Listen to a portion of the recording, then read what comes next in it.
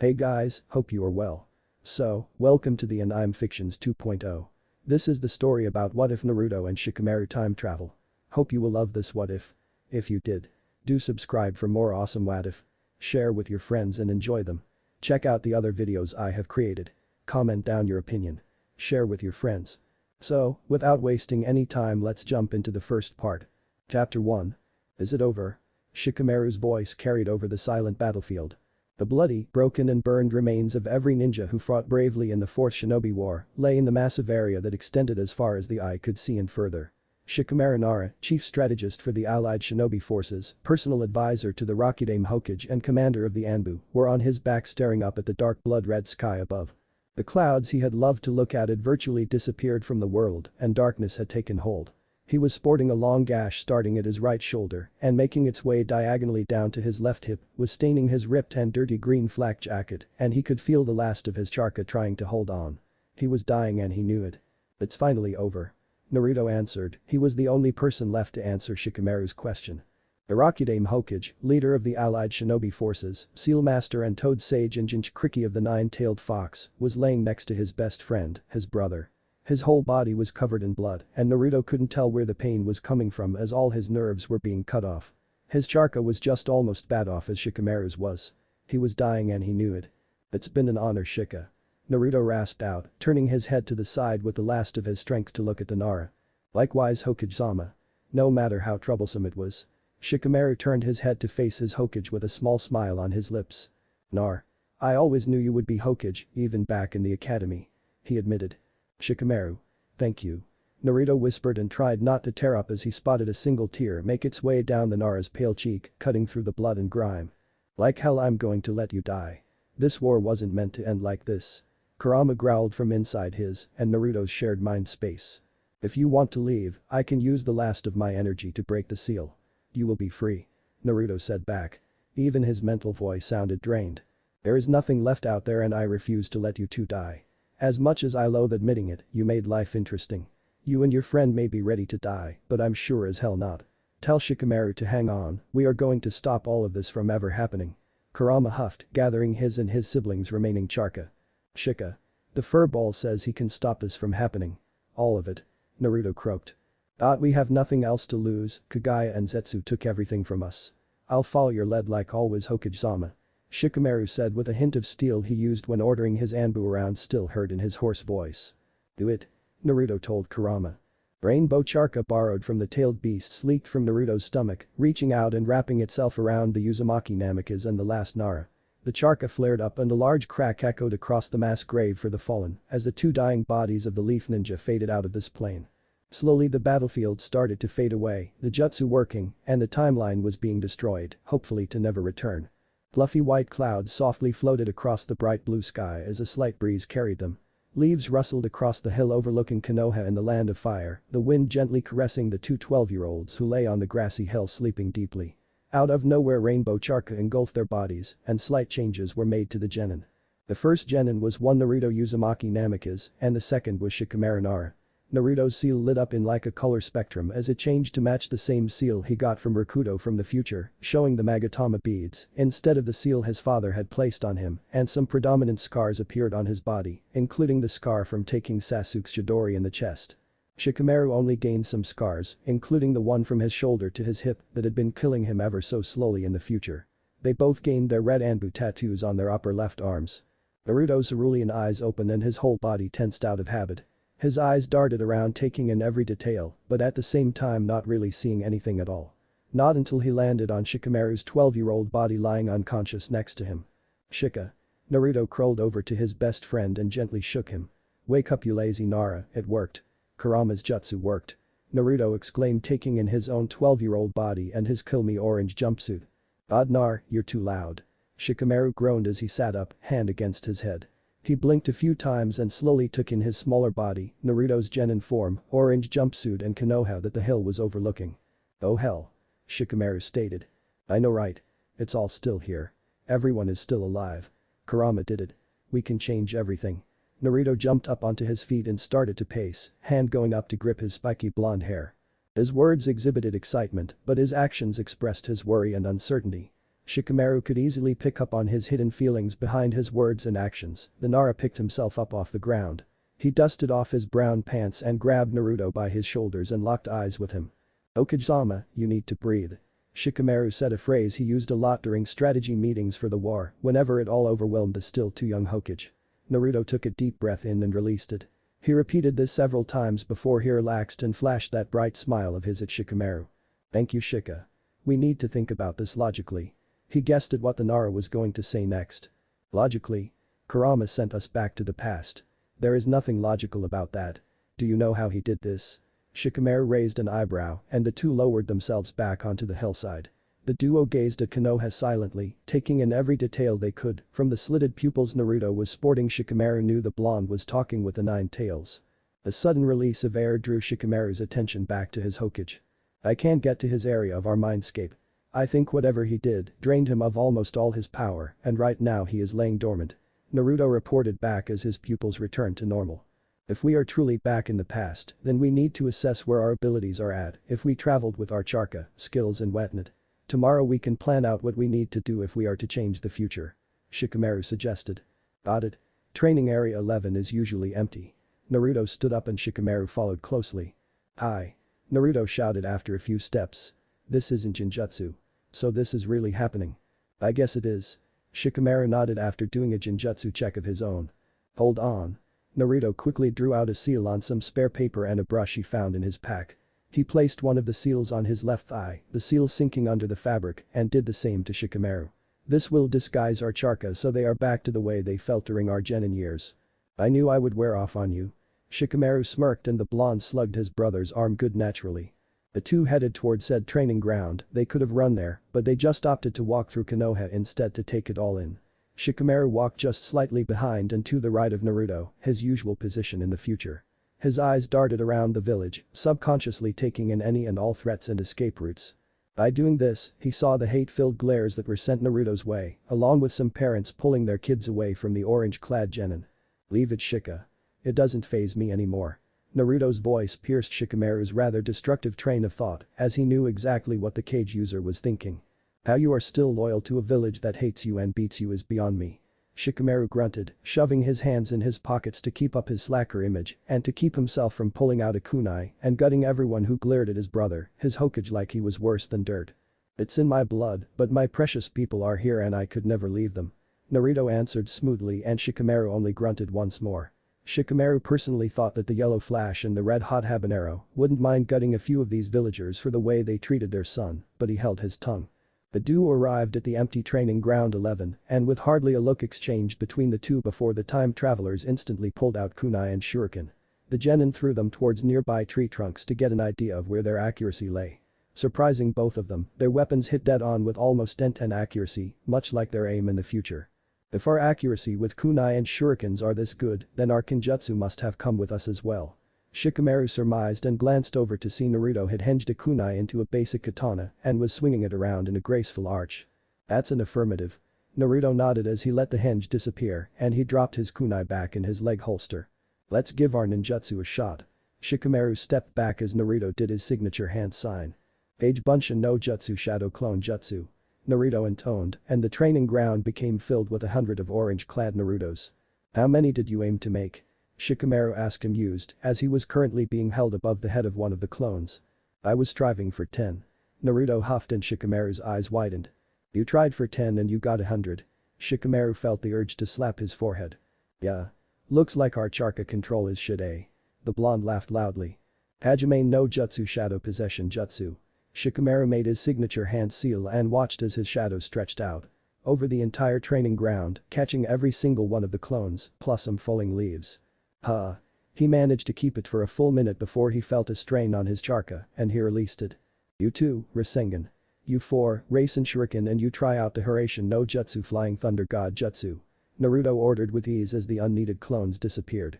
He stepped back to watch the clones try his signature jutsus. The 2 creating the Rasengan did it successfully after a few tries, the 2 dealing with the Rasen Shuriken, not so much. In fact, it pretty much exploded, but the 4 clones jumped in the way of the explosion, protecting Naruto and Shikamaru. The final clone disappeared and Naruto frowned at all the intel that came back to him. "It seems I can't do my 2 cents Hiraishin just yet." Rasen Shuriken was overloaded with raw charka and couldn't keep its form, while the Rasengan managed to stay formed with a lot of focus. Naruto surmised. So using our elemental charka could be difficult. Doten. Ringa no Jutsu Earth style. Barrier. Shikamaru slammed his palms onto the ground and saw that a 10-foot wall of solid earth rose up from inches in front of his palms. He covered his head as the wall shook before it exploded into millions of slivers of earth. Difficult, huh? Naruto quirks an eyebrow as he pulled himself out from behind a tree, dust and rock pieces covering his jumpsuit. More like troublesome. Shikamaru amended, pinching the bridge of his nose. We lack charka control. He was cut off by a tree falling over to show Naruto standing there with charka swirling around his right foot, a confused look on his face. I was going to try tree walking, but it just broke. Naruto explained. As I was saying. We lack any and all decent charka control. Shikamaru dusted himself off and sunk into his taijutsu stance, signaling Naruto to do the same. Their taijutsu was a mixture of the basic academy style, Gai and Lee's, along with the Hyuga's Jukenpo gentle fist. They breezed through their basic katas before they locked eyes, and after a few long moments. Naruto gave a small shrug of his shoulders and they both faced a tree. They had no idea of their skills in taijutsu at this time and didn't want to hurt the other just in case. Konoha Senpu. Konoha Whirlwind. Naruto did Lee's signature taijutsu move and stared in shock as the attack took down around 7 trees. Shikamaru meanwhile did a few palm hits from Niji and Hinata's Jukenpo and watched in amazement as the tree trunk shattered. This could be an issue. Shikamaru stated unnecessarily. We are beyond screwed. Naruto threw his hands up in the air. We just to train. Intense training. Shikamaru rubbed his head as his mind worked out the problem that lay before them. We have time to work on it later. Right now I'm starving and I am in need of a solid night of sleep someplace safe. Naruto rubbed his stomach as he sat down. Shikamaru sat across from his Hokage while rubbing his eyes tiredly. There are some things we need to discuss first, Nar. Shikamaru said stubbornly, not letting Naruto's wide blue eyes prevented him from speaking like it did so many others. One of the other reasons why he was such a good advisor, he knew all of Naruto's tricks and could stay strong. Like what? He asked cautiously. The kill me orange jumpsuit you are now wearing. I know that we cannot change our clothes too soon, as it will raise more questions than we already will get once people see our different personalities, but maybe we can change our clothes sooner than last time. I refuse for my Hokage to be viewed in that any longer than needed. Shikamaru huffed, squinting his eyes at the neon orange jumpsuit. All fair points, Shikamaru. I think after the Chunin exams would be a good time for an upgrade. Naruto conceded the point as he plucked at the orange pant leg. You just have to promise me something, Shika. Anything? Came Shikamaru's instant reply. He trusted Naruto with everything. Eat more. Naruto stated calmly. He gently grasped Shikamaru's pale wrist and let his index finger and thumb encircle it easily. I will if you do. Shikamaru jabbed Naruto in the ribs where the Nara knew he would be able to count the bones on the blonde's ribcage. While traveling with Jiraiya, the Sannin made sure Naruto was well fed and got enough sleep no matter the circumstances. I'll try, but at this point in time. The villagers still hate me. Naruto trailed off and Shikamaru growled lowly under his breath before he stood up, dragging the blonde ninja with him. You are coming home with me. Shikamaru said in his Anbu commander, no-nonsense tone of voice. What? Shika. I can't. Naruto trailed off. Shikamaru stood in front of the smaller blonde and pressed his lips together in a harsh line. You are my brother, Naruto. Shikamaru stressed. My clan is made up of geniuses. If anyone can understand that you are not the Kyuubi, then it is them. They will know you are only the jailer, and I refuse to let you go back to that shithole you call an apartment. We both need food and good night's sleep someplace safe. If my family doesn't want you there, then we will go back to your apartment together. Shikamaru stressed his words again. Besides, once Ka-san sees you, she will smother you. Also. I don't know if I can face my Two-san and Ka-san without you. Shikamaru swallowed around the lump in his throat. Here I thought I had a way with words. Naruto joked weakly before he squeezed Shikamaru's shoulder. I'll be right beside you. Brother. Good. Shikamaru blushed and the two headed towards where the Nara clan home was located, all of them still alive and thriving. I'm right here, Shika. Naruto murmured to the Nara beside him. Thanks, Nar. Shikamaru steeled his nerves. He could do this. He was the chief strategist, personal advisor to the Rakudame Hokage and Anbu commander. He could see his dead but now alive again clan. He could face his father and his mother without giving anything away. Hopefully. Maybe. Bringing up all his Anbu training, he put on his old everything is troublesome face and knocked on the front door to his home. Shikamaru tensed as he recognized the footsteps heading towards the door. The door slid open and there, drying her hands on a deep forest green apron, was Yoshino Nara, Shikamaru's mother. Shikamaru had to pull back his emotions, especially the ones that told him to go cling to his mother tightly and never let go. Shika-chan. You're home just in time for dinner. Oh, who's your little friend? He's too cute. Yoshino gushed, keeping a warm smile on as she looked over to two boys, taking in their dirt-covered clothes, pale skin and skinny forms. "Ah-san." Shikamaru breathed before coughing slightly, his cheeks pink from the nickname. "This is my friend Naruto Uzumaki. I know it's late, but I was hoping he could stay over tonight." "Of course. Please come in, Naruto-kun, dinner is almost ready." Yoshino moved aside and watched as the two boys entered the house and took off their sandals. "Arigato." The boy said softly, and a brief thoughtful frown marred her lips before she quickly replaced it with a smile as she led the boys towards the dining hall. Shikamaru was feeling at peace at once again being inside of his clan home, while Naruto was feeling the same. He had spent many hours inside the compound. After Jiraiya died, the two had bonded over the large loss of a mentor, and they spent even more time there planning and bonding before pain destroyed Konoha, and the Fourth War destroyed everyone and everything that was rebuilding the village. The door slid to the side to show that Shikaku Nara was already seated at a table, his chin resting on his right open palm, eyes shut like he was sleeping, and Shikamaru smiled fondly at the sight. His heart beating rapidly and eyes burning as Yoshino crept up behind her husband and whacked him over the head with a wooden spoon in a familiar routine. "Ma, why did you do that, Yoshino-chan?" Shikaku whined, rubbing his head, and Naruto smothered a snort. "We have a guest, dear," she said sweetly, and Shikaku glanced over to where Shikamaru stood with Naruto beside him, his blue eyes wary. "Dusan, this is a good friend of mine, Naruto Uzumaki." Shikamaru bowed his head a little, his heartbeat slowing back down to normal. He was slowly getting over the shock of seeing his family alive and well. "Narasama." Naruto bowed his head in respect. "None of that, Shikaku is fine." The Jounin commander waved his hand absently as he studied the two genin in front of that. His son was standing at Naruto's right, only an inch or so behind him. That was how a Soul stood when accompanying their superior. He took in how Shikamaru was slouched like he usually was, but now there was certain tenseness to it. Like he was consciously forcing himself to stay relaxed, the same could be said for Naruto. He picked up on the twitching of their dominant forearms, as if they were preparing to grab a weapon to defend themselves. His eyes narrowed when he took in the looks in their eyes. They were the same eyes that he saw when he looked at himself in the mirror. They both had eyes of war veterans. Naruto's had a look of fear in them, fear Shikaku realized was aimed at him. Fear of how he was going to be treated, if he was going to be hurt or rejected. Shikaku's heart clenched painfully at the sight of it. He watched mutely as Shikamaru shifted ever so slightly, and the fear in Naruto's eyes faded. The way his son had shifted showed the trust the two had in each other. The shift signaled that if anything happened, then Shikamaru would have Naruto's back, and with that Naruto's fear was diminished. "You two look exhausted, why don't you boys go sit down in Shikamaru's room? I'll come get you when the food is ready." Shikaku smiled softly at the two. "Arigato, Tusan." Shikamaru muttered, not making eye contact with his father, leading the blonde out of the dining hall. "Did you see that too?" Yoshino asked as she checked on the rice. "I did." Something in Shika-chan has changed. Shikaku slumped back in his seat. Naruto-kun had fear in his eyes. "Yoshino. Minato's child was afraid of me." He ran a hand over his tired face. "We all have heard about how the villagers and some shinobi treat Naruto-kun, they hate him, and for all we know they could have hurt him. We are unknowns and he is unsure of how we were going to react.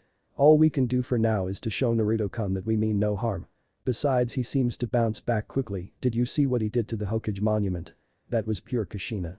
Yoshino reasoned, ending with a snicker at the memory, and Shikaku smiled tenderly at his wife. "I knew there was a good reason why I married such a troublesome woman." Shikaku teased as he hugged his wife from behind, planting a kiss on her head. "Dear, I thought it was because I beat you at shogi." Yoshino smirked and Shikaku made a noise in the back of his throat. "I thought we agreed we would never talk about that again." He complained and she just smirked as she turned back to the stove. "Well, that went well." Naruto commented as Shikamaru shut the door to his room once the two were safely inside. "I didn't pass out if that is what you mean." Shikamaru commented dryly. Naruto just snickered. "Tusan and Ka-san are onto us. Already. They are your parents, Shika-chan." Naruto teased and Shikamaru rolled his eyes. "I would be worried if they didn't pick up on our changes." "I suppose you're right, still troublesome." Shikamaru looked around his room with a small smile on his lips. "Tomorrow we have meetings with our teams. That is going to be rough." Naruto commented as Shikamaru tossed the blonde a spare set of pajamas and the two quietly pulled them on. The two had grown used to getting changed in front of the other as they had shared a tent when on the front lines. "I'm going to see Asuma, Choji and Ino again," Shikamaru said, his voice tight. "I'm going to see Kakashi again. I have to deal with the young Avenger Sasuke and fangirl Sakura." Naruto said with a heavy sigh. They aren't the same as we know them. Shikamaru muttered. If we do this right, then we can make them into the people we know. Some better than others. If we do this right we can stop Sasuke from defecting. We can stop them all from dying in that war. Naruto slipped into his cage voice and Shikamaru unconsciously straightened up. Hi. Shikamaru nodded his head before he crawled onto his bed and sighed happily. However we can deal with all that tomorrow, right now we sleep. That has got to be one of your best ideas ever Shika. Naruto agreed and Shikamaru quickly made room for Naruto and pinned him with his Anbu commander look. I think so too. Shikamaru replied drowsily as Naruto slid next to him, pulling up the blanket and the two passed out the moment they closed their eyes. Shikaku wandered down the hall towards Shikamaru's room and paused by the closed door. He frowned, he didn't hear any voices coming from inside, even when Choji came by there were noise coming from the room. He silently slid open the door a crack and was shocked to see both Shikamaru and Naruto on the bed. They were both fast asleep and looking peaceful. He padded into the room a bit further and took in how the two were positioned. They both were curled around each other, the black hair of Shikamaru and the blonde hair of Naruto clashed but represented light and shadow, day and night, yin and yang. The way they were curled around the other was one that screamed protection, the way their arms and legs were positioned showed that they could jump into action if there was a threat nearby. Overall it showed the utter trust the two genin seemed to share with each other. Another piece of the puzzle was added at the site and he heard a quiet squeal coming from Yoshino, who had come to see what was taking so long. She quickly rushed about the compound, gathering the women of the clan and brought them back to Shikamaru's room and Shikaku heard them all give a collective awe at the sight before them. None of them seeing what Shikaku saw, they just saw two 12-year-olds being adorable. Yoshino brought out a camera and clicked a photo of the two for her photo album. Shikaku got the feeling that Naruto would soon become a permanent fixture in the Nara household and he didn't feel too worried about it. Chapter 2. Your dad was staring us down for the whole meal. Naruto grumbled as the two entered training ground 11 at 7 in the morning. He's in the process of creating a theory. We can worry about Tusen later, right now we need to make sure we don't kill any of our teammates. Shikamaru said as he dropped into his warm-up katas for Taijutsu. I think it was just the fact that you were willingly out of bed at 6 in the morning. Naruto snorted as he fell into sync with Shikamaru. If we had told them we were going to train instead of meeting our teams, then I'm pretty sure they would have taken me to the psych ward of the hospital. Shikamaru gave a most likely scenario. Naruto agreed and the two fell into their usual sparring forms and working together they managed to rein in their strength. I think that's enough for today, as long as we don't use any ninjutsu we should, in theory, be fine. Naruto stated as the two cooled down. You mean besides the fact that we are going to be seeing our now alive friends and senseis? Shikamaru raised an eyebrow. Yeah, other than that. Naruto smirked and the two brushed off their clothes. Good luck. You too Hokage-sama. Shikamaru inclined his head. None of that. The blonde waved his hand. Like it or not, you have always been my Hokage-sama. Shikamaru pointed out. You're making me blush. Naruto ducked his head, there was in fact pink dusting his cheeks. I'll find you after training is done. With that being said the blonde genin shushed away, leaves falling to the ground. Shikamaru shook his head and started to walk towards where Team 10 met, hands in his pockets and consciously slouching. Something on your mind Shikaku? Choza asked, concerned at the lack of attention the Nara was giving himself and Inoichi. Nothing. Just Shika-chan brought home a friend last night. His friend was Naruto Uzumaki. Shikaku revealed to the group. I did not know that your son was friends with him. Inoichi commented. I wasn't aware of this either. Shikaku admitted and this gained him raised eyebrows from both his friends. I know from Choji that back in the academy, Shikamaru, Naruto, Kiba and him were always together because they were dead lasts. Choza said thinking back. I had no idea that Shikamaru was still friends with Naruto. What happened? Inoichi could tell from all his years of being the head of T&I that something else had happened that made Shikaku puzzled. When Naruto-kun looked at me. He had fear in his eyes, but then my son shifted ever so slightly. Like he was signaling to Naruto-kun that he was there to protect him and the fear disappeared. Shikaku explained, seeing his teammates' expressions he went on. The way they stood. Shikamaru was always an inch behind Naruto and to his right. When they fell asleep, their body language showed that they were protecting each other and were ready to jump into action at a moment's notice. The part that got me was. Their eyes. Their eyes? Inoichi questioned, his mind processing what his teammate was telling them. They looked. Old. Battle-scarred. The eyes of a war veteran. Those eyes were in the faces of Minato's 12-year-old son and mine. Shikaku finished as he finished his cup of sake. Yes, it was early, but he needed it. Should we tell the Hokage? Choza wondered aloud after minutes of silence passed. Not yet. I have nothing solid to go on. Shikaku decided after a moment of thought. It would be best to keep this between the three of us. Agreed. Inoichi nodded his head in agreement as he pushed his cup of sake towards his scarred friend, knowing this man needed it more than him. Naruto strolled towards the bridge where he usually met up with Team 7 and wasn't surprised to see both Sakura and Sasuke there. He actually froze in his spot at the sight of his former teammates. They were so young, so innocent, so unscarred from the war. He took a steadying breath and took another step when a familiar feeling charka caught his attention and he couldn't help but smile. It belonged to Kakashi-sensei and it was coming from underneath the bridge, so that was what he does when he was busy being late. Sneaky copy nin. Naruto tensed and leapt up into the air and came down heavily on the bridge, making a grand entrance. Good morning. He bellowed and grinned widely as he heard a muttered curse from under his feet.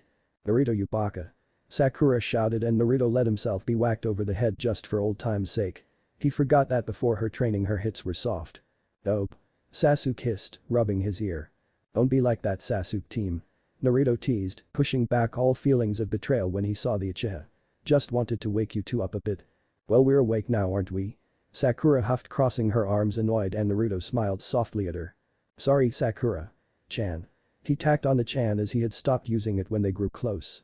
What's wrong with you dope? Sasuke questioned, crossing his arms. I forgot that he was a genius. Naruto thought annoyed. What are you even talking about team? Hey, since Kakashi-sensei is always so late. We should try to find out what he does that makes him so late. Of course Naruto knew that Kakashi's mornings generally consisted of sleeping, eating, reading and long visits at the memorial stone, but they didn't need to know this. Odd as much as I hate to say it. Naruto makes a good point. Sakura said grudgingly. If you want to find out where Kakashi-sensei is Sasuke-kun then I'll follow you. She turned to the raven-haired Avenger with hearts in her eyes. Naruto sighed internally, he forgot the pains of having a fangirl on his team. Morning my kawaii genins. Kakashi called out as he approached, his usual book in his hand. You're late.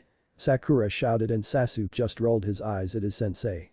A wistful expression crossed Naruto's face briefly before he waved at his silver-haired sensei. It was good to see him alive and in one piece. I think it's an improvement, he was only an hour late this time. Sensei why is your hair wet? Naruto tilted his head to the side innocently, it would have worked if Kakashi didn't know his mother and knew that smile on his lips was the exact same one that Kushina had when she pranked someone. Ma, time to train. Kakashi's visible eye turned up in a U to show he was smiling. Hi. Naruto snapped off an Anbu salute out of reflex and quickly took off towards training ground 7, not waiting to see the confused looks he got from Sakura and Sasuke and the shocked look on the visible part of Kakashi's face. Naruto couldn't help himself but sigh repeatedly as the training went on. He forgot how weak the other two were, and since his Charka control was utter crap at the moment the blonde had taken to practicing his aim after making sure he slipped up every so often. He watched Sasuke and Kakashi spar and he didn't feel any of the favoritism that he felt the first time around. He knew that Kakashi was given this team so he could watch out for Sasuke to make sure he didn't defect. That had worked out well. Kakashi in the future had told Naruto that he had mostly agreed so he could stay near him to make sure he was protected and could learn to protect himself. Naruto smiled softly at the memory as he flung more kunai at the targets and watched as Sakura slowly did some taijutsu katas, her eyes trained on Sasuke.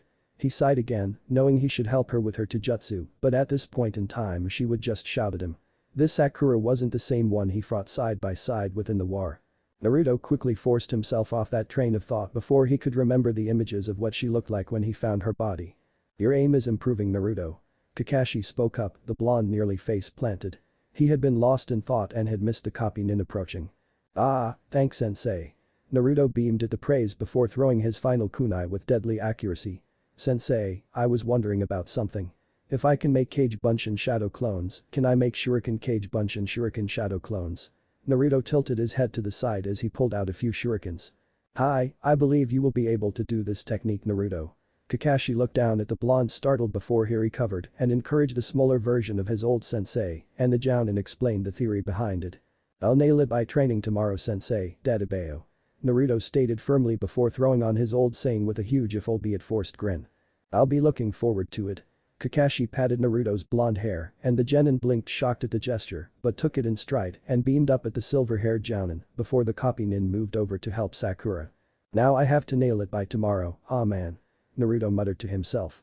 I should be able to make a solid dozen or so with my crap control. What are you muttering about dope? Sasuke came over, wiping his face down on a towel. Nothing that you need to worry about team. Naruto shot back, his eye twitching at the sight of the raven-haired Avenger, who just ned and walked away. Asuma let out a puff of smoke as he took in his genin team. Choji was running laps to try to improve his stamina, Ino was currently leaping tree to tree, only using the charca stored in her feet. The one who was really catching his interest was Shikamaru. The Nara who usually favored sleeping and non-strenuous activities during training, wasn't slacking off. Something had been different about Shikamaru from the moment he joined them for training. The way his face lit up when he talked to them and how his eyes lingered on each of them longer than usual. His eyes were different, they were different in a way that Asuma had seen on veterans from the Third Shinobi War, he had no idea why it was on his 12-year-old genin. He inhaled as he watched out of the corner of his eye as Shikamaru slashed away at dummies with a kunai, the movements very similar to Kenjutsu, but he knew that Shikamaru had never used a sword before. He would do well with a sword or maybe even trench knives. Asuma mused as he put his cigarette out and made his way to the Nara, who just finished slashing apart a dummy with perfect accuracy. "You're doing well with handling your kunai like that, Shikamaru." Asuma spoke and he frowned briefly as Shikamaru startled visibly and he spun around, the kunai held up ready for attack or defense. Seeing who it was, Shikamaru relaxed and lowered the kunai. This caused Asuma to frown and scan Shikamaru's face once more, but found it void of emotion. "Yeah?" Shikamaru put away the kunai and put his hands in his pocket, shoulders slouching. "Thanks. Maybe I'll train you to use my trench knives." Asuma smiled and Shikamaru again startled before he smiled easily at his sensei. "That would be great, thanks sensei." Shikamaru said honestly. "Here, try them out." Asuma said after a moment of thought. He pulled out the knives and carefully handed them over to the genin who stared at them in shock. "Are you sure, Asuma-sensei?" Shikamaru asked softly. "I know you will be great with them, Shikamaru. Hell, you might even be able to integrate them with your clan's jutsus." Asuma stroked his bread in thought and almost missed a look of shock that crossed Shikamaru's features before it was gone, and Shikamaru slid his fingers into the holes and gave them a few test swings. At Asuma's nod, the preteen faced the dummies and he was a blur of movement as he swung, punched and slashed his way through the dummies. Asuma stared in amazement at how gracefully his student moved using taijutsu moves in time with the trench knives. Asuma swore he spotted some of Guy's taijutsu moves in it alongside some Hyuga stances, but that wasn't possible, so the bearded Jounin passed it off as the trick of the light.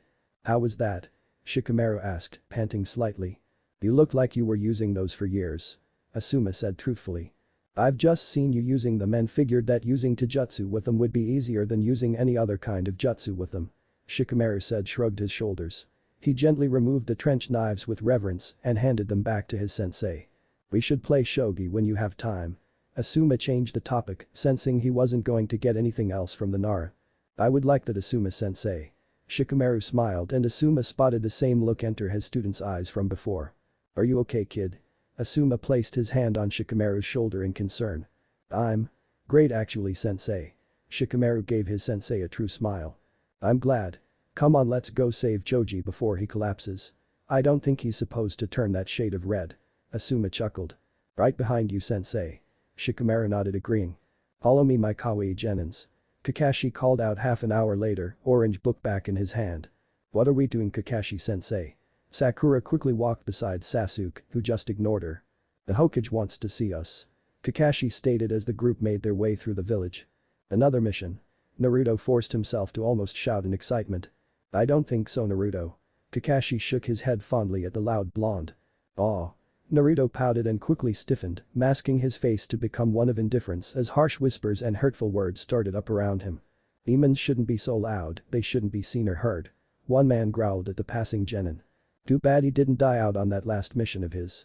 Another one agreed. Naruto just looked down at his feet, hands clenching as he pulled in his anger. His seal was heating up, Kurama could still pick up on his host's anger, even if he was sleeping. "It's fine, Kurama, I can deal with it. Just keep sleeping." Naruto begged internally and he felt the seal cool back down and he sighed relieved. While he was forcing on Kurama, he didn't notice the confused look Sakura and Sasuke were giving him in response to the hate-filled words he was receiving. They had no idea what the villagers were talking about. Sure, Naruto was loud and annoying, but he didn't deserve to die.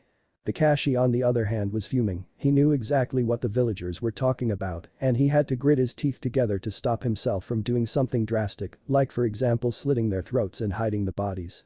If he was still an Anbu he may have done so, but he was a Jounin sensei now, so he had to settle for sending out the glares he saved for only the deadliest of ninjas, and the words quieted when the speakers were subjected to Kakashi's glare. "Boy. Naruto-kun." A female voice called out and the blonde looked up in surprise as Yoshino Nara came bounding over, a few more women from the Nara clan following behind her. Yoshino-san. Naruto blinked in surprise as Shikamaru's mother planted herself in front of him. I'm glad I ran into you here, Naruto-kun. I'm planning on making some ramen tonight using a recipe from an old friend. I was going to get Shikamaru to find you to ask you, but since you are here I'll do it now. My old friend would be heartbroken if you didn't get to try her ramen recipe, so you are coming over tonight. Yoshino beamed at the stunned blonde. She was talking about Kushina, the small blonde didn't know that however. He's even adorable when he's awake. Do you see those blue eyes? So cute. Whispers from the other Nara woman started up and Naruto felt a blush rise to his cheeks. If I'm not intruding. Naruto said shyly. Not at all. I insist. I'll even teach you how to make it. Yoshino waved her hand dismissively. Then I would be honored, Yoshino-san. Naruto beamed. I'll even make sure to bring Shika home right after we finished our training. I'll be waiting. Yoshino patted his head kindly before walking away. The other Nara woman waved at the blushing Genin, still giggling at how cute he was before following Yoshino. That was unexpected. Kakashi stated and Sasuke ned. Was that Shikamaru's mother? Sakura questioned and Naruto nodded his head in slight shock. Come on guys, Gigi is waiting for us. Naruto snapped out of his stupor and rushed towards the Hokage tower. The team entered the Hokage's office and Naruto felt like all the remaining breath he had was knocked out of him the moment he saw the Sandaime sitting behind his desk and a mountain of paperwork, still alive and wrinkly as ever. I wonder if I should tell Gigi about using Kage Bunshin shadow clones. Naruto thought absently as they bowed to the old man who nodded in response. I just wanted to make sure you three were doing alright after that C-turned-A rank mission. Sandaime said kindly and Naruto had to swallow hard to stop a lump from forming in his throat. He forgot how much he missed the old man, but he still wanted Tsunade Bachan to become Hokage. However, there was a better way than having the Sandaime die. I'm fine. Sasuke said simply, knowing better than to HN at the Hokage. I talked it out with my parents, so I am better now, Hokage-sama. Sakura bowed to the old man and Naruto snapped himself out of his thoughts. I'm great, Gigi, don't worry about me. Naruto beamed, raising his voice the right amount and it was rewarded with a smile from the old man and a whack over the head from Sakura for calling the Hokage Gigi. Good. If you do feel stressed or worried about anything, there is help available. The Sandaime explained and the trio nodded in understanding. Naruto idly wondered if said help could get Sakura out of her fangirl phase faster. Well, I'm sad to say I have no missions for your team right now, please enjoy your day off. The Sandaime smiled, this was a dismissal, and Sasuke nodded before leaving the office. Sakura bowed before she hurried out after him. Naruto stayed behind as his eyes were locked on the portrait of his father. Is everything alright, Naruto? Kakashi asked, worry bubbling up in him as he spotted the blonde staring at the portrait of his father. I look a lot like the Yondaime, don't you think? Naruto asked innocently and took great pleasure in seeing Kakashi and the Sandaime freeze up at his words. I mean, give me some height, a deeper voice and jaw-length bangs, and I'm like his twin. He trailed off and he inwardly snickered at the soft sputtering sounds he heard coming from behind Kakashi's mask. Weird, huh? Well, see you later, Kakashi-sensei, Gigi. He waved at them and started whistling a tune as he walked out of the office and down a small side corridor. He proceeded to giggle at their reactions as he reached out to find Shikamaru's charka, his sensory skills were still stable, thank Kami. He closed his eyes and shushed away. Found you, Shika. Naruto sang as he appeared right next to the Genin genius that was alone. I forgot how annoying you were when you mastered that, it was even worse when you mastered the Hiraishin. Shikamaru rubbed his forehead. How was your training today? Naruto asked as he fell into step with the other Genin. I may have tipped Asuma off that I'm more than I let on. I decided to focus on my skill with a kunai and he gave me his trench knives to try out. Shikamaru explained. And you use them like you have been using them your whole life. Naruto finished the thought. Yeah, I gave him an excuse and he seemed to buy it. I just have to be more careful. Shikamaru sighed. It was hard, seeing them alive and so carefree. It was great, but I couldn't help but stare at them sometimes while they were training. I know the feeling. I did manage to prank Kakashi, and I also set myself up for when I used Shuriken Kage Bunshin. I forgot how much of a fangirl Sakura was and how weak she was into jutsu. Then on our way to talk to the Sandaime, Yurika-san cornered me. She wants me to come over for dinner. She is making ramen and wants to teach us to make it. Naruto said as he adjusted their course towards the Nara compound. Sounds like Ka-san. Shikamaru smiled. How was seeing the Sandaime? I felt like someone sucker punched me in the gut. Naruto deadpanned. He wanted to make sure we were dealing with what happened in the land of the waves. I also couldn't help but freak them out a bit. What did you do, Nar? Shikamaru rolled his eyes fondly. I may have stated that the fourth and I looked a lot alike, just give me some height, a deeper voice and jaw-length bangs and bam we are the same. Oh man they looked shocked, but then I waved it off and left. Naruto retold what happened in the office, and Shikamaru let out a true laugh at the story. I bet their faces were priceless. Shikamaru gasped for air, and Naruto joined him in laughter as he imitated the faces of the two. Man it felt good to laugh. Naruto wiped his eyes with the back of his hand. Yeah it did. So are you ready to make some ramen? Shikamaru asked as he slid open the door to his clan's home. Bring it on. Naruto smirked, and the two made their way to the dining hall where Yoshino was waiting for them. Chapter 3. Okay I need to get Shuriken Cage Bunch and Shuriken Shadow clones down by the time we leave to meet our teams. Naruto stated as he and Shikamaru finished their warm-up the next morning. Let me get out of the way then, who knows how this is going to go. Shikamaru focused and slowly climbed up a tree for a better vantage point and to get out of the line of fire. Your chakra control is getting back to normal, lucky. Naruto pouted as Shikamaru settled on a tree branch. Not all of us have massive chakra pools. Shikamaru called down and Naruto just huffed as he made the correct hand seal. Shuriken Cage Bunshin. Naruto called out and around 100 shurikens appeared and struck around the training ground. The Cage Bunshins practicing Rasen Shuriken and Hiraishin dodged out of the way before going back to work. Once more. Shuriken Cage Bunshin. Naruto tried once he let the others disappear. This time he narrowed it down to 50, he tried once more and got it to a solid 20. Your control is getting better, but still needs work. Shikamaru commented as he dropped down from the tree. Hey, I can keep the Rasen Shuriken going now. Naruto commented as the 4 clones poofed away. How are your jutsus coming? Page Nui shadow stitching. Shikamaru's shadow expanded and broke off from the ground and wrapped around a fallen tree's trunk and moved it around before Shikamaru let it drop. I'm still unsure about my elemental jutsus. Shikamaru commented and Naruto nodded in agreement. Try Raten Lightning 1. Naruto suggested and Shikamaru nodded. The Nara's main was Kaiten Fire, but he was good at Doten Earth and Ration Lightning. His least usable elements were Futen Wind and Sueten Water. Raten. John Lightning Style. False Darkness. Shikamaru made the snake seal, and the clouds above turned dark and lightning struck down into the ground like a spear. The ground around it became charred and scorches marks webbed outwards. Impressive. I think your chakra control is almost back to normal. Naruto whistled impressed as the sky returned to normal. It took a lot out of me to make sure it didn't go crazy. Shikamaru admitted, wiping his forehead as he fell back onto his butt breathing heavily. Didn't Kakuzu use that? Naruto asked curiously. Yeah, I stole it from him. Shikamaru smirked and Naruto laughed loudly. I may not be a copy nin, but it seemed like a good attack to have pointed the opposite way of me. I remember you using it on the front lines. It took out a whole row of reanimated sound ninja. Naruto said slowly sitting next to his best friend. Yeah, but it didn't save Shino. Shikamaru said bitterly as he drew his knees up to his chest. Hey, don't dwell on that. We can change it all, they are still here. Naruto said gently. I know. It's hard enough having to focus so hard to keep these elemental jutsus in check, but the memories of the last time I used each one keep coming back. Shikamaru shook his head. I know Shika, but we survived everything they threw at us and we came back to make sure everything will work out. Now give me some space, I want to try a Futen jutsu. Shikamaru nodded and retreated to a safe distance, back up in his tree. Futen. Rapusha Wind Style. Gale Palm. Naruto held his hands out and a small-scale gale wind was created between his outstretched palms. Naruto breathed out. He balanced it with one hand, his other hand drew out a kunai and then dropped it into the gale. He took the gale into both his hands again before he thrusted them towards a tree at the end of the clearing. He watched as the kunai became a blur of black as it sliced its way through the tree trunk. The gale force kunai severed the trunk in half before it embedded itself in the trunk of the tree behind it. You and your wind. Shikamaru shook his head fondly as the blonde grinned foxily up at him. Naruto then smirked and Shikamaru felt scared for his well-being. He was right to be worried as Naruto didn't even make a hand sign, but the Nara was lifted up off the tree branch and Naruto harnessing the wind flew the genin around the training area before setting him down on the ground. A little warning would be nice next time. Shikamaru huffed falling onto his butt as Naruto grinned foxily once again. Sorry, I was just excited that I could still do a silent Futen. Furigurenga Wind Style. Free flying. Naruto rubbed the back of his head sheepishly. I can see why, it is a very useful jutsu.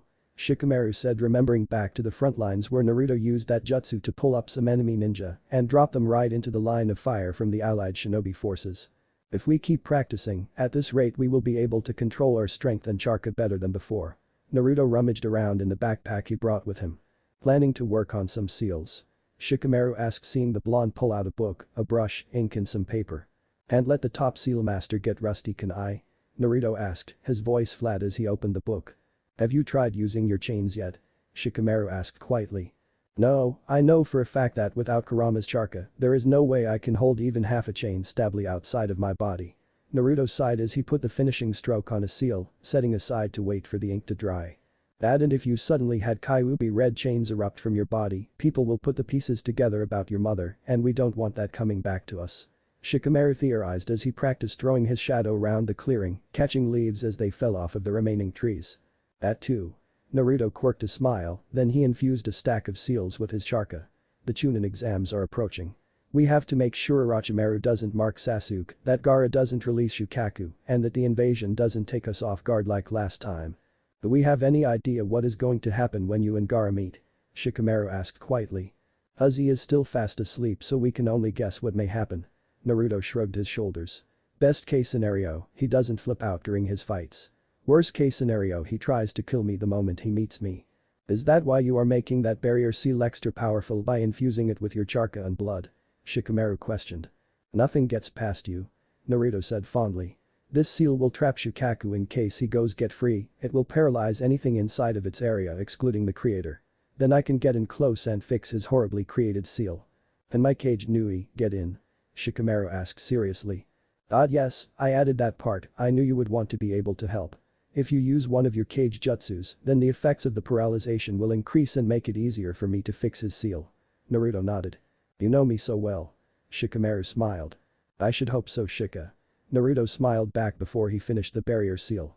"Once this is dry, we should head out to meet our teams, and I need to make sure I only create 10 or 20 shuriken cage bunshin." Naruto set the seal down to let it dry. "I'm going to get Asuma to get us started on elemental jutsus. I think it would be best if my team learns some before the exams start," Shikamaru said after a moment's thought. "I know that Ino is Doten and Suiton, while Choji is Doten and Kaiten. If they can get even some low-rank jutsus for each one under their belts before we enter the Forest of Death, then I think our plan has a higher chance of success." Naruto and Shikamaru had spent the previous night up late behind a privacy seal. Naruto whipped up planning out how they were going to change the exams and the invasion that started everything off. "Do you think we should tell the Sandaime where we come from beforehand?" Naruto asked quietly. "If it was the Godaime then maybe, but not right now, we can't.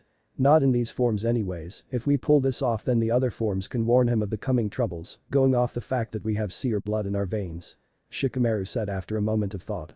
"True, alright, the seal is dry. Time to head out." Naruto put his seals away and the two stood up, brushing themselves off before they shushened away. "Well, that was more of a disaster than I recalled," Naruto thought wearily as Team 7 returned to their training ground. They had spent the rest of the morning doing easy D-rank missions, like painting fences, weeding and mowing lawns. However, no matter the task, Sasuke brushed Naruto off, Sakura following suit after spewing insults at him and sometimes a hit over the head. Naruto sighed as he absent-mindedly started to do his warm-up katas. Had he really been so horrible to work with? Was he really that much of a loudmouth idiot? He knew he toned it down and tried to get them to work together as team, but it did no good and his mood was a rather depressed one. "Alright Naruto, let's see how far you are in learning that new jutsu." Kakashi approached the blonde after sending Sasuke off to practice his Kaiten jutsus and Sakura on chakra control. "Hi Kakashi-sensei. Here I go. Shuriken cage bunshins." Naruto did the jutsu and cheered mentally as only 20 clones of them appeared, flying across the training field. "Good Naruto," Kakashi said after a moment of staring at the performed jutsu and the damage it caused. "What do you want me to work on next, sensei?" Naruto bounced on his heels. "Why don't we talk for a bit?" Kakashi said slowly and Naruto tilted his head to the side confused. "Talk?" he asked and Kakashi nodded as he placed his hand on the genin's shoulder and shushened away from the field. They ended up by the top of the Hokage monument. "What's wrong, sensei?" Naruto asked looking up at the copy nin. "Nothing is wrong with me, Naruto. I just want to know. Are you okay? After seeing everything in the land of the waves?" Kakashi said gazing over Konoha. Naruto did the same and frowned. Kakashi never did this when Naruto was still on his team. Naruto guessed, saying he thought he looked like the Yondaime shook the older man up. "It just puts some things in perspective for me, I guess, sensei. Life is cruel and unfair, it doesn't matter who you are," Naruto said seriously, noticing Kakashi had turned his full attention to him now. "It also made me see that no matter what happens you have to keep fighting for the people that are precious to you. Like how Haku sacrificed himself to save Zabuza. It just made me determined to get stronger so I can protect the people I care about. Like you sensei, just watch me get strong enough to become Hokage so I can protect everyone, Dadabayo. Naruto turned his gaze to Kakashi and beamed up at him. He knew Kakashi well enough to detect surprise and shock in his one visible eye. I'm looking forward to be able to say I was the sensei of the Hokage Naru-chan. Kakashi gave an eye smile, patting Naruto on the head. Naruto beamed at the words, if not a little confused about the nickname. You want me to test you guys to find out your elements? Asuma looked at the trio in front of him in surprise. I think we all have Charka control and our Ino-Shikachu formations down pat Asuma-sensei. Ino pointed out and Choji munched on some chips agreeing. It would put us a step in front of the other genin teams and if we can incorporate the elemental jutsus in our Ino-Shikachu formations, then they will become more powerful and it will catch our enemies off guard. Shikamaru reasoned, shoulders slumped and hands in his pockets. Good reasoning. Asuma dropped his cigarette and crushed it with his heel. Give me a moment to grab what I need. But that he shushed away and the trio sat together in silence. Ino was fixing her hair and Choji was finishing off his bag of chips. Shikamaru was on his back cloud watching as he enjoyed the silence, peace and feeling of safety he got when he was with his team. It had been a long while since he felt this at peace with the world. Ino was humming under her breath softly and Shikamaru felt a smile creep up on his lips. Ino, I bet if you ever tried singing you would have an amazing voice. Shikamaru commented, he didn't have to open his eyes to see the blush he knew was working its way across Ino's pale cheeks. You think so Shikamaru? Ino asked quietly. Shikamaru hummed in response and he knew that she was glowing and thinking the idea over. She truly did have a wonderful voice, he had heard her singing to calm down some crying kids during the war. Alright, here I have some Charka paper, channel your Charka into it and a different reaction will show you your Charka nature. Asuma handed each of them a piece of paper. For example. His paper cut in two before igniting my Charka natures are Futen and Kaiten. Ino channeled her Charka into her paper first and watched it become damp before it crumbled away. Ino you have Suiton and Doten. Asuma said impressed before he handed her two scrolls. Inside each of these scrolls is some starting jutsus for the elements you have. Choji went next and his ignited and crumbled away. Kaiten and Doten, a good balance. Asuma handed Choji the needed scrolls. Shikamaru took a breath as he channeled his Charka and watched as it wrinkled, ignited and crumbled away. Raiten, Kaiten and Doten. Impressive Shikamaru. Asuma handed the preteen 3 scrolls, an impressed look on his face. Thanks. He took the scrolls and sat down with the other two and started to read over the scrolls. Shikamaru held in a sigh, this was going to be good for the long run, but he knew each of these jutsus already. Now Doten is pretty easy to learn and control. I can help Shikamaru and Choji out with their Kaiten, Shikamaru go to Kakashi for help with your Raiten and Ino go to Kakashi as well for your Suiton jutsus. Asuma said. Hi. The trio nodded before they separated off to practice their new jutsus, while Asuma oversaw them. Shikamaru had to pull back a lot of his Charka when he did some Doten and Kaiten jutsus. He managed to get it to preform just above average the first time around. He saw the smile on Asuma's face as he watched over them, he spotted the grin Choji was sporting when he created a small wall of rock before he spluttered as Ino's Suiton jutsu exploded by him, soaking him to the bone. Shikamaru joined Ino and Asuma in laughing before Ino squealed when Choji took off after her for revenge. Are you up for a game of shogi after training Shikamaru? Asuma asked as he watched Ino using her Charka to jump from tree to escape from Choji. Try not to lose in the first few turns sensei. Shikamaru smirked and chuckled when Asuma made an offended noise. First few turns, HMPF you're such a brat. Asuma lit up his cigarette and Shikamaru had to resist the strong urge to pluck it from his sensei's fingers and take a long, much-needed drag himself. Yeah, but we're your brats. Shikamaru said cheekily as he pillowed his head on his hands and looked up at the cloudy sky. Asuma just hummed before lying next to his student to watch the clouds as well. How did your talk with Naruto go Kakashi? Sandame asked curiously, puffing on his pipe. He's changed Hokage-sama. Kakashi said after a moment of thought. He said his eyes were open during the mission to the land of the waves. I think it might be something deeper than that. His eyes are different, they are eyes of someone who has seen too much. There isn't any way his eyes could look the way they do just from that one mission. Kakashi summarized. When he spoke of his resemblance to the Yondaime, it was with reverence. Do you think he knows the truth of who his parents are? The Hokage looked at Kakashi. He may have an idea. He's smarter than anyone realizes and he has a mask firmly in place. Kakashi said rubbing his head. How has the teamwork been building on the team? The Sandame took Kakashi's words in. Kakashi sighed, he saw everything that happened on the D-rank missions the team went on that morning, even if it looked like he was reading his book. I thought they had at least built a shaky foundation of teamwork and maybe friendship during the time in the land of the waves. I was wrong. If there is a way to do something alone, Sasuke will always make sure to do so. Naruto would try to offer advice or help, but the other two would shut him down swiftly, sometimes violently. I can see it is getting Naruto down, and it is not his fault. Kakashi explained, his visible eye drooping. What can we do about this? The Sandaime leaned forward, he truly cared for Naruto and believed that one day the blonde would surpass his father and became the best Hokage the village has ever seen. I can't interfere too much, it is something the three of them need to work out together. On their own they are making progress. Naruto can make at least 20 shuriken cage bunshin, Sasuke is training with his Sharingan and Kaiten jutsus, while Sakura has perfect chakra control. Kakashi reported. Are you going to nominate them for the Chunin exam? The Sandaime asked curiously. I believe I will. Kakashi nodded. It is an environment where they are forced to work together. First you pass a genin team and now you are nominating the same team. Having Naruto on your team is changing you, Kakashi. The Hokage teased and Kakashi just glanced at the portrait of his sensei.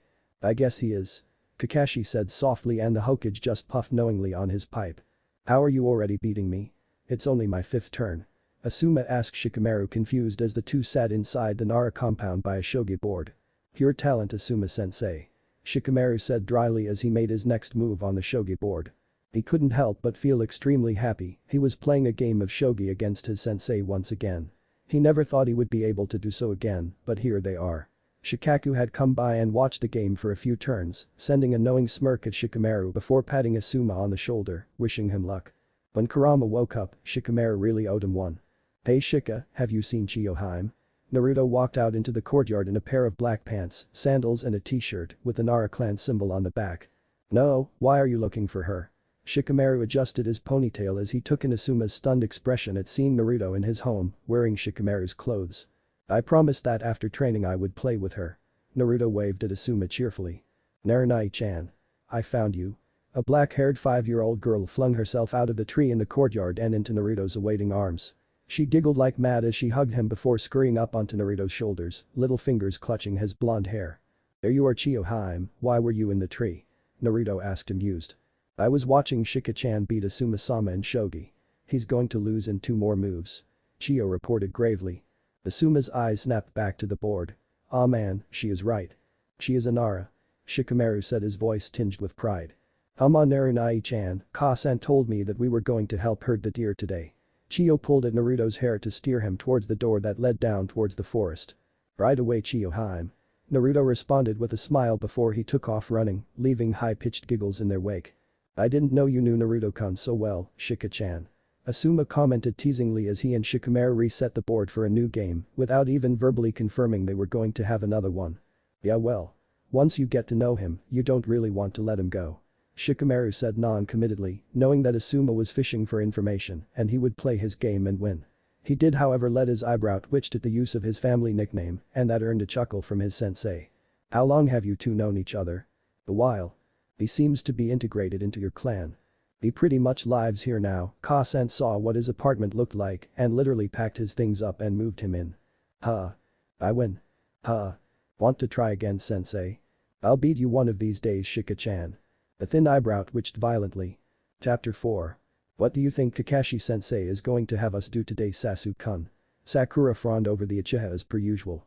Naruto was currently sitting on the railing of the bridge, letting his legs sway back and forth and he had his eyes closed, meditating. He knew from training with Shikamaru that he could not reach sage mode, his 12-year-old body couldn't hold it. So all he could do now was meditate and try to control his urge to kill his teammates. The blonde knew that today was the day that Kakashi-sensei would tell them he nominated them for the Chunin exams and they would get the rest of the day off. Naruto was counting on the same thing happening for Team 10 as he and Shikamaru had some things they needed to finalize before the Sand Sibs came to town. He's 2 hours late so far. Sakura commented annoyed. I'm sure he has a good reason. Naruto said breezily, not opening his eyes. He never has a good reason. Sakura scoffed annoyed. What are you even doing? You will fall in if you sit up there any longer. Is that a threat, Sakura-chan? Naruto asked flatly, not moving from his spot. A ninja must never let their guard down. Sasuke said smugly as he lashed out with the heel of his right hand. Naruto moved out of reflex, he bent backward so he was lying vertically. This allowed Sasuke's strike to hit nothing but air. Naruto snapped open his blue eyes and swung his legs up and doing a complex leg movement, trapped the Uchiha on the ground, immobile and defenseless. Naruto tuned out the shrieks coming from Sakura to let her Sasuke-kun go. A ninja should also never attack their comrade, those who do so are worse than scum. Naruto stated impassively, tightening his grip on the genin with hard eyes. Do you understand me, Uchiha? Keep that in mind before you attack a comrade. Naruto released his hold on the Uchiha and stood up, dusting his bright orange pants off. Nari-chan is correct, I hope I haven't made a mistake by nominating you all for the Chunin exam. Kakashi's voice called out. Naruto simply turned slightly to eye the Jounin, while Sakura startled and Sasuke picked himself off the ground with a look of fury aimed at Naruto. The Chunin exam? Sakura asked, confused, as Kakashi handed each of them a slip of paper. The exams are taking place in Konoha this year. These exams are for all those who want to ascend from Genin to Chunin. It is a showcase of your skills to the 5 nations. However, take this into consideration, these exams. People can die, in the second part rules do not apply. You need to work together to survive, it is starting in 3 days, so you have that long to decide it if you wish to join. Kakashi explained and Naruto barely paid attention, as he knew all of this already. So this time around they had 3 days to prepare before the exams started. That's all for today. Kakashi said before he disappeared in a swirl of leaves. I'm going to become a Chunin, you better not back out, dope. Sasuke growled before he stalked off, Sakura following behind him. That would be the day. This time I'll become a Chunin, I'm not going from Genin to Hokage in a day. Naruto muttered to himself before he glanced around before he shushed into training ground 11, where he saw Shikamaru waiting for him with the same slip of paper in his hand. We have 3 days before everything gets set into motion. Shikamaru said as the two sat across from each other. As Naruto pulled out a scroll and unsealed it, many seals appeared on the ground around the two. I finished the seals last night when you were cooking dinner with your mom. Naruto said and Shikamaru nodded. So shall we? Shikamaru stood up. Let me set up the privacy barrier first. Naruto pulled out a seal and slammed it on the ground. Activate. The seal glowed red and Shikamaru watched as the seal let out a pulse that surrounded the training ground and it raised a red barrier around them. Okay, that will hold until I take it down. Naruto said as he picked up a new seal. Ready? Let's do it. Shikamaru pulled off his grey jacket and mesh undershirt. He stood like a statue as Naruto applied seals to the Nara's back and in return the Nara applied the seals to Naruto's back. They stood still until Naruto nodded to signal that they were dried and were tattooed on their skin. Ready to give it a go? Shikamaru asked, pulling his shirts back on. It'll work. Naruto said firmly, and the two made hand seals and each of them created a single shadow clone. The two shadow clones looked at each other and started to spar. After 5 minutes of fighting and taking hard blows, the two clones didn't disappear. Perfect, even with Kekkei Genkais they won't be able to tell the difference. Naruto said, exceedingly pleased with the success of the seals. Now let's see how well the second seal works. Naruto said excitedly and the two made another hand sign. A puff of smoke enveloped the two and with the seals on their back, it made the hinges permanent looking, so anyone with a Kekkei Genkais will not be able to tell that it was a hinge. The two grid a 6-1, their facial features narrowed out and their cheekbones became more predominant. Their eyes were narrow and their irises were indigo, while their pupils slitted like a fox or a cat.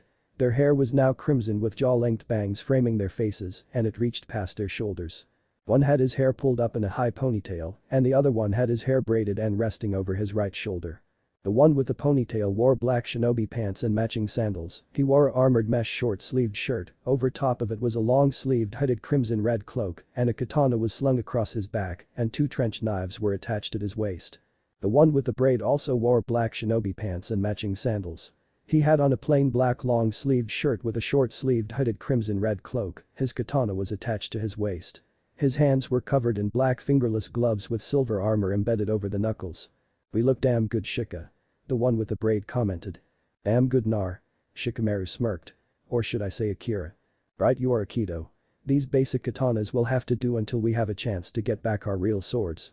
Akira stated as he pulled his katana out, as did Aikido, and the two started to practice their kenjutsu katas. The two spent the rest of the afternoon practicing their kenjutsu, ninjutsu and taijutsu combinations. They worked in sync and just as well as they did during the war. They perfected their chakra control and their strength until they could do even their highest rank of jutsu are in total control.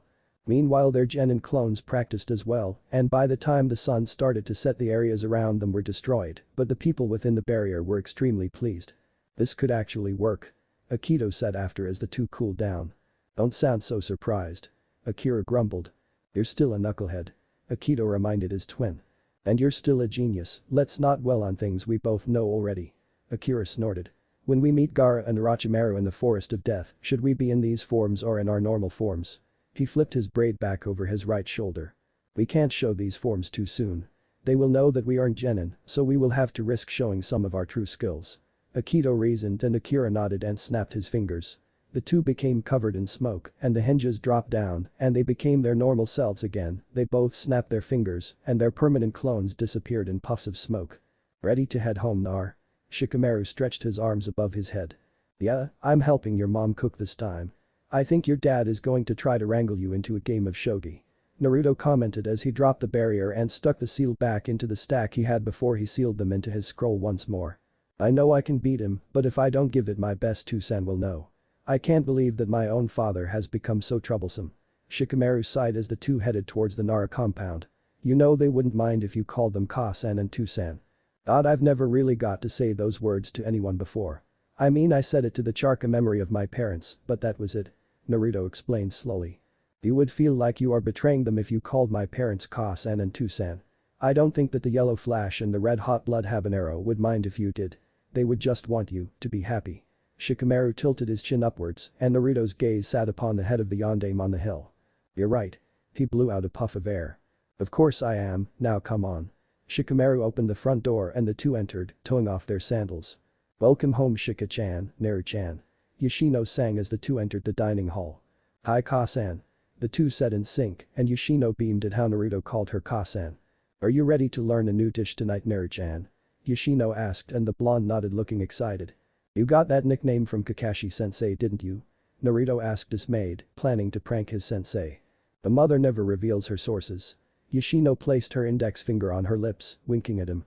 Oh Shika-chan, your father is waiting for you to play shogi. Ma, troublesome. Shikamaru sighed and slouched out of the room to find his father. Good luck Shika. Naruto called before giving Yoshino his full attention to learn a new dish. It was really nice spending time with her and being able to eat home-cooked meals day after day was a bonus. On the front lines you had to live off of instant meals and solidar pills when there was a brief lull in the fighting. So this right now was heaven for his stomach, he was foregoing ramen until after the first round of the Chunin exams at least. Shikamaru padded into the same room that he and his father played shogi after Asuma's death. He took a deep breath to steel his emotions before he slid open the door to see his father already sitting by the set-up shogi board. You have been avoiding me. Shikaku stated as Shikamaru lowered himself across from his father. I've been busy Toussaint. My team has been learning elemental jutsus and we are entered in the Chunin exams. Shikamaru gave his father two new pieces of information. Oh, what are your elements? Shikaku asked curiously as he made his move. Raiten, Kaiten and Doten. Shikamaru reported as he made his counter move. How are you coming along with those? Shikaku kept his surprise out of his voice, but Shikamaru caught it. Asuma-sensei says I'm ready to start practicing B rank soon. Shikamaru said it was true his sensei had given him a scroll full of B rank jutsus after seeing that Shikamaru had mastered all the ones from the C rank scrolls. Good for you Shikamaru. Shikaku said, pride coloring his words. Thanks, Toussaint. Shikamaru ducked his head, his cheeks pink as he made another move and scanned the board.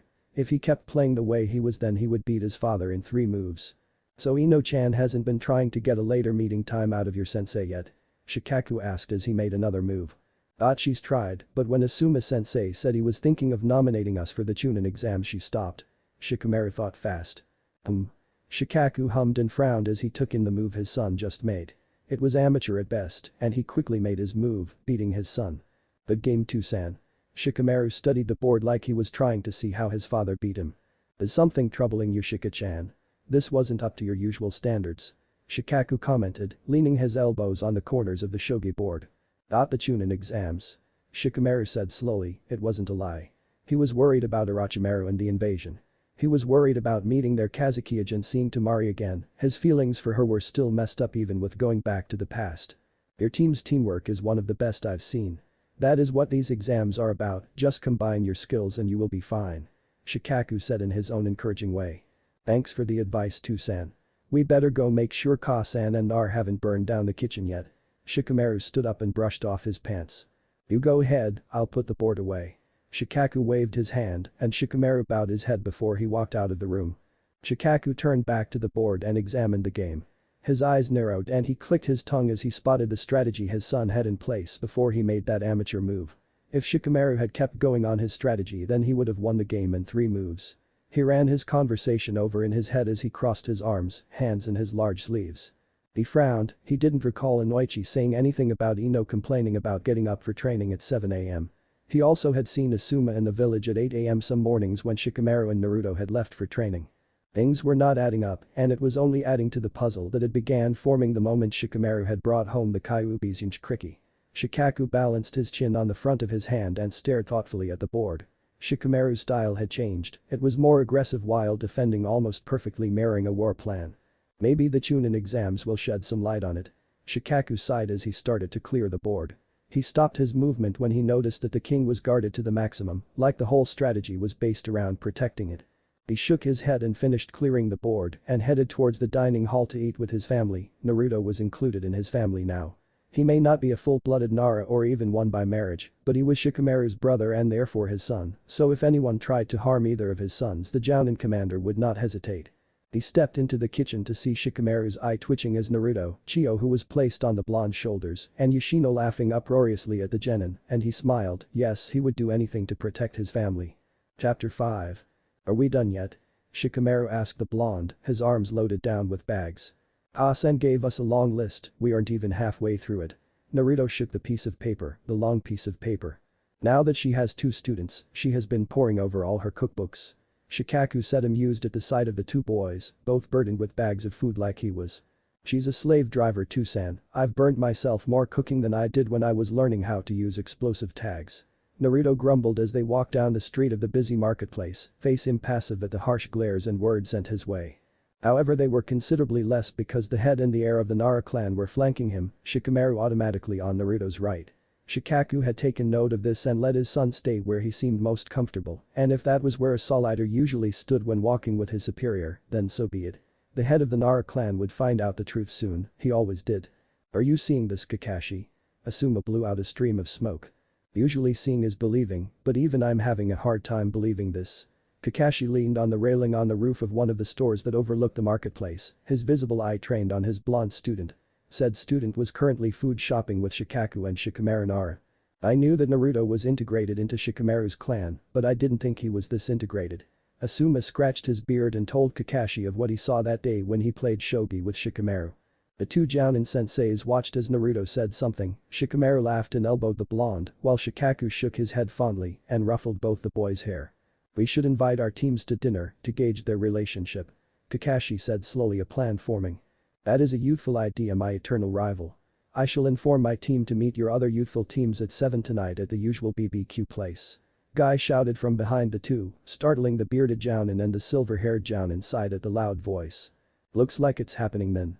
I'll go inform my team in Kurenai's, you can tell Naruto and Shikamaru. Asuma held up a hand before he disappeared in a puff of smoke to find Choji, Ino and his lover. Kakashi sighed before he dropped down into an alleyway and sauntered over to where the trio was standing. Kakashi-sensei. Naruto waved both his arms at the silver-haired Jounin cheerfully. Nara-sama, Shikamaru-kun right. Kakashi raised a hand in greeting. Hi Kakashi-sensei, nice to meet you. Shikamaru inclined his head slightly to the older man. I came to tell you too, that if you are free the other teams are all meeting up tonight at Yakiniku-Q around 7 for dinner. Kakashi invited the 2 genin, the preteens exchanged small glances before turning to Shikaku who rubbed his neck. I can hold Yoshino-chan off for tonight. Shikaku said, his voice portraying his dread at the coming storm that was his wife. We'll be there Kakashi-sensei. Naruto gave his sensei thumbs up and Shikamaru just yawned. That means he's in. I'm learning Nara speak. Kakashi gave an eye smile before he disappeared in a swirl of leaves as per usual. Shikamaru and Naruto exchanged knowing glances as Shikaku discreetly observed the 2 communicating silently and added it to the growing theory he was creating before the trio went on to try to finish the list Yoshino had assigned them. 7 o'clock found Shikamaru and Naruto standing outside of Yakiniku-Q, looking at the restaurant with dread. Just act normal, let's see what they can infer from our behavior. Naruto suggested with a smirk. Should be fun. Shikamaru returned the smirk as the 2 entered the restaurant, easily spotting Kakashi, Asuma, Kurenai, Guy, Sakura, Choji, Ino, Hinata, Kiba, Akamaru, Shino, Lee and Tenten right away. Looks like Sasuke and Neji didn't even bother to show up, well that was fine with the 2, as they hated their younger selves, so it was no big loss. Glad you could make it. Asuma gestured to the two remaining seats, right across from their senseis.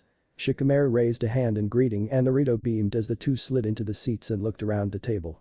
Asuma and Kakashi watched their genins' faces carefully as the two smiled at the people around them as introductions and greetings were exchanged. They saw many emotions flash in their eyes, including fond recognition of Tenten and Lee, even though they had never met before this dinner.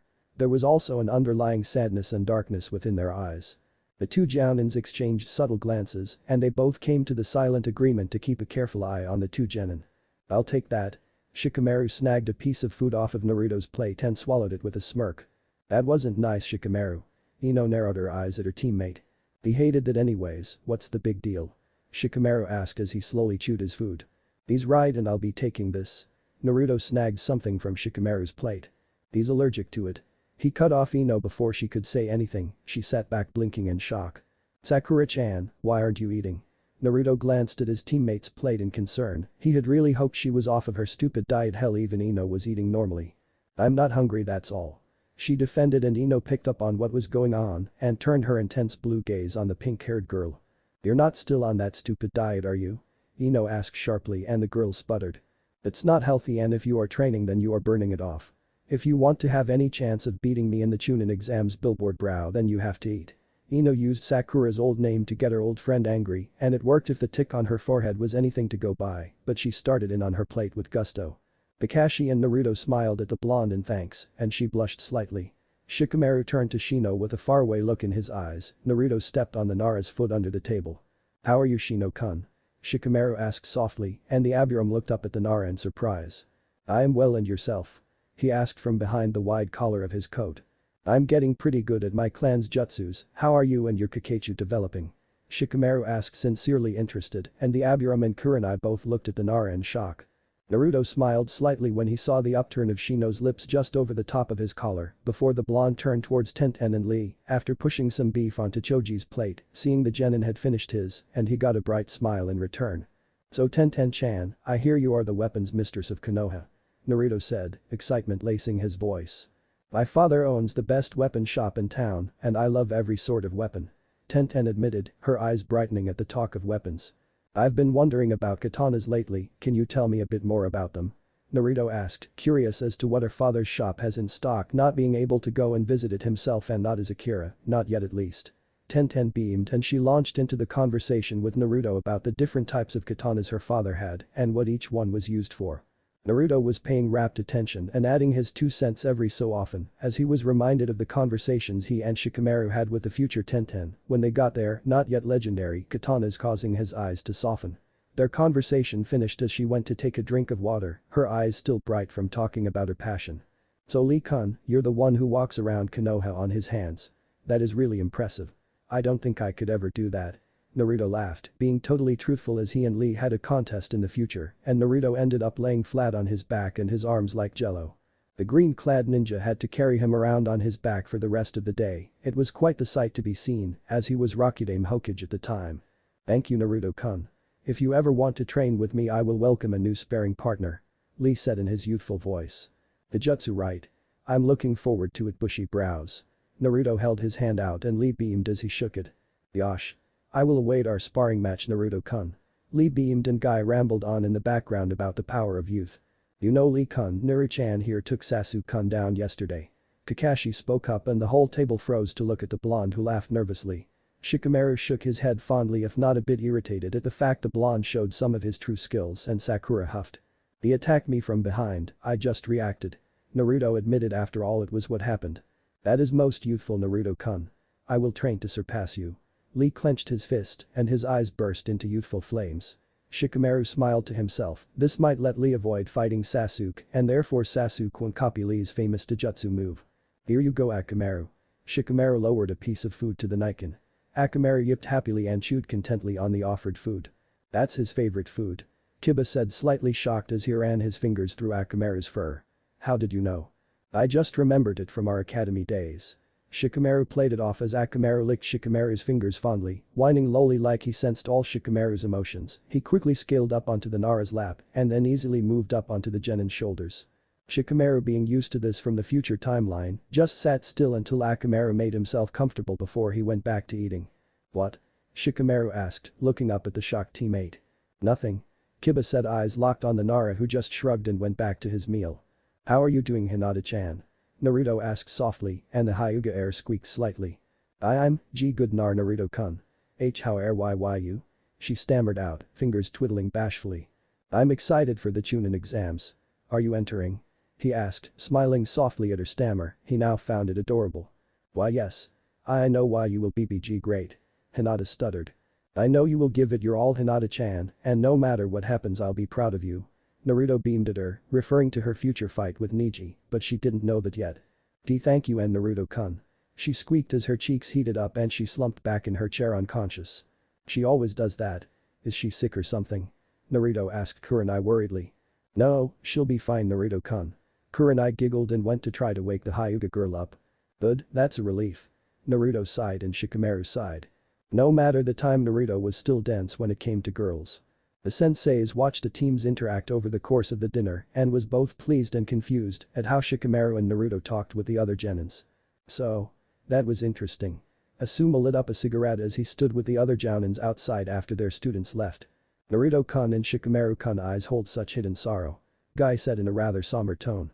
And they were directed at our genin. They were also talking with them like they had known the others all their lives. Kurenai said, having been briefed by Asuma. You said that Nara-sama seems to know Naruto-kun personally. She turned to Kakashi. From the sounds of it, he is a regular guest at their clan home. He and Shikamaru-kun seem very close. Kakashi said.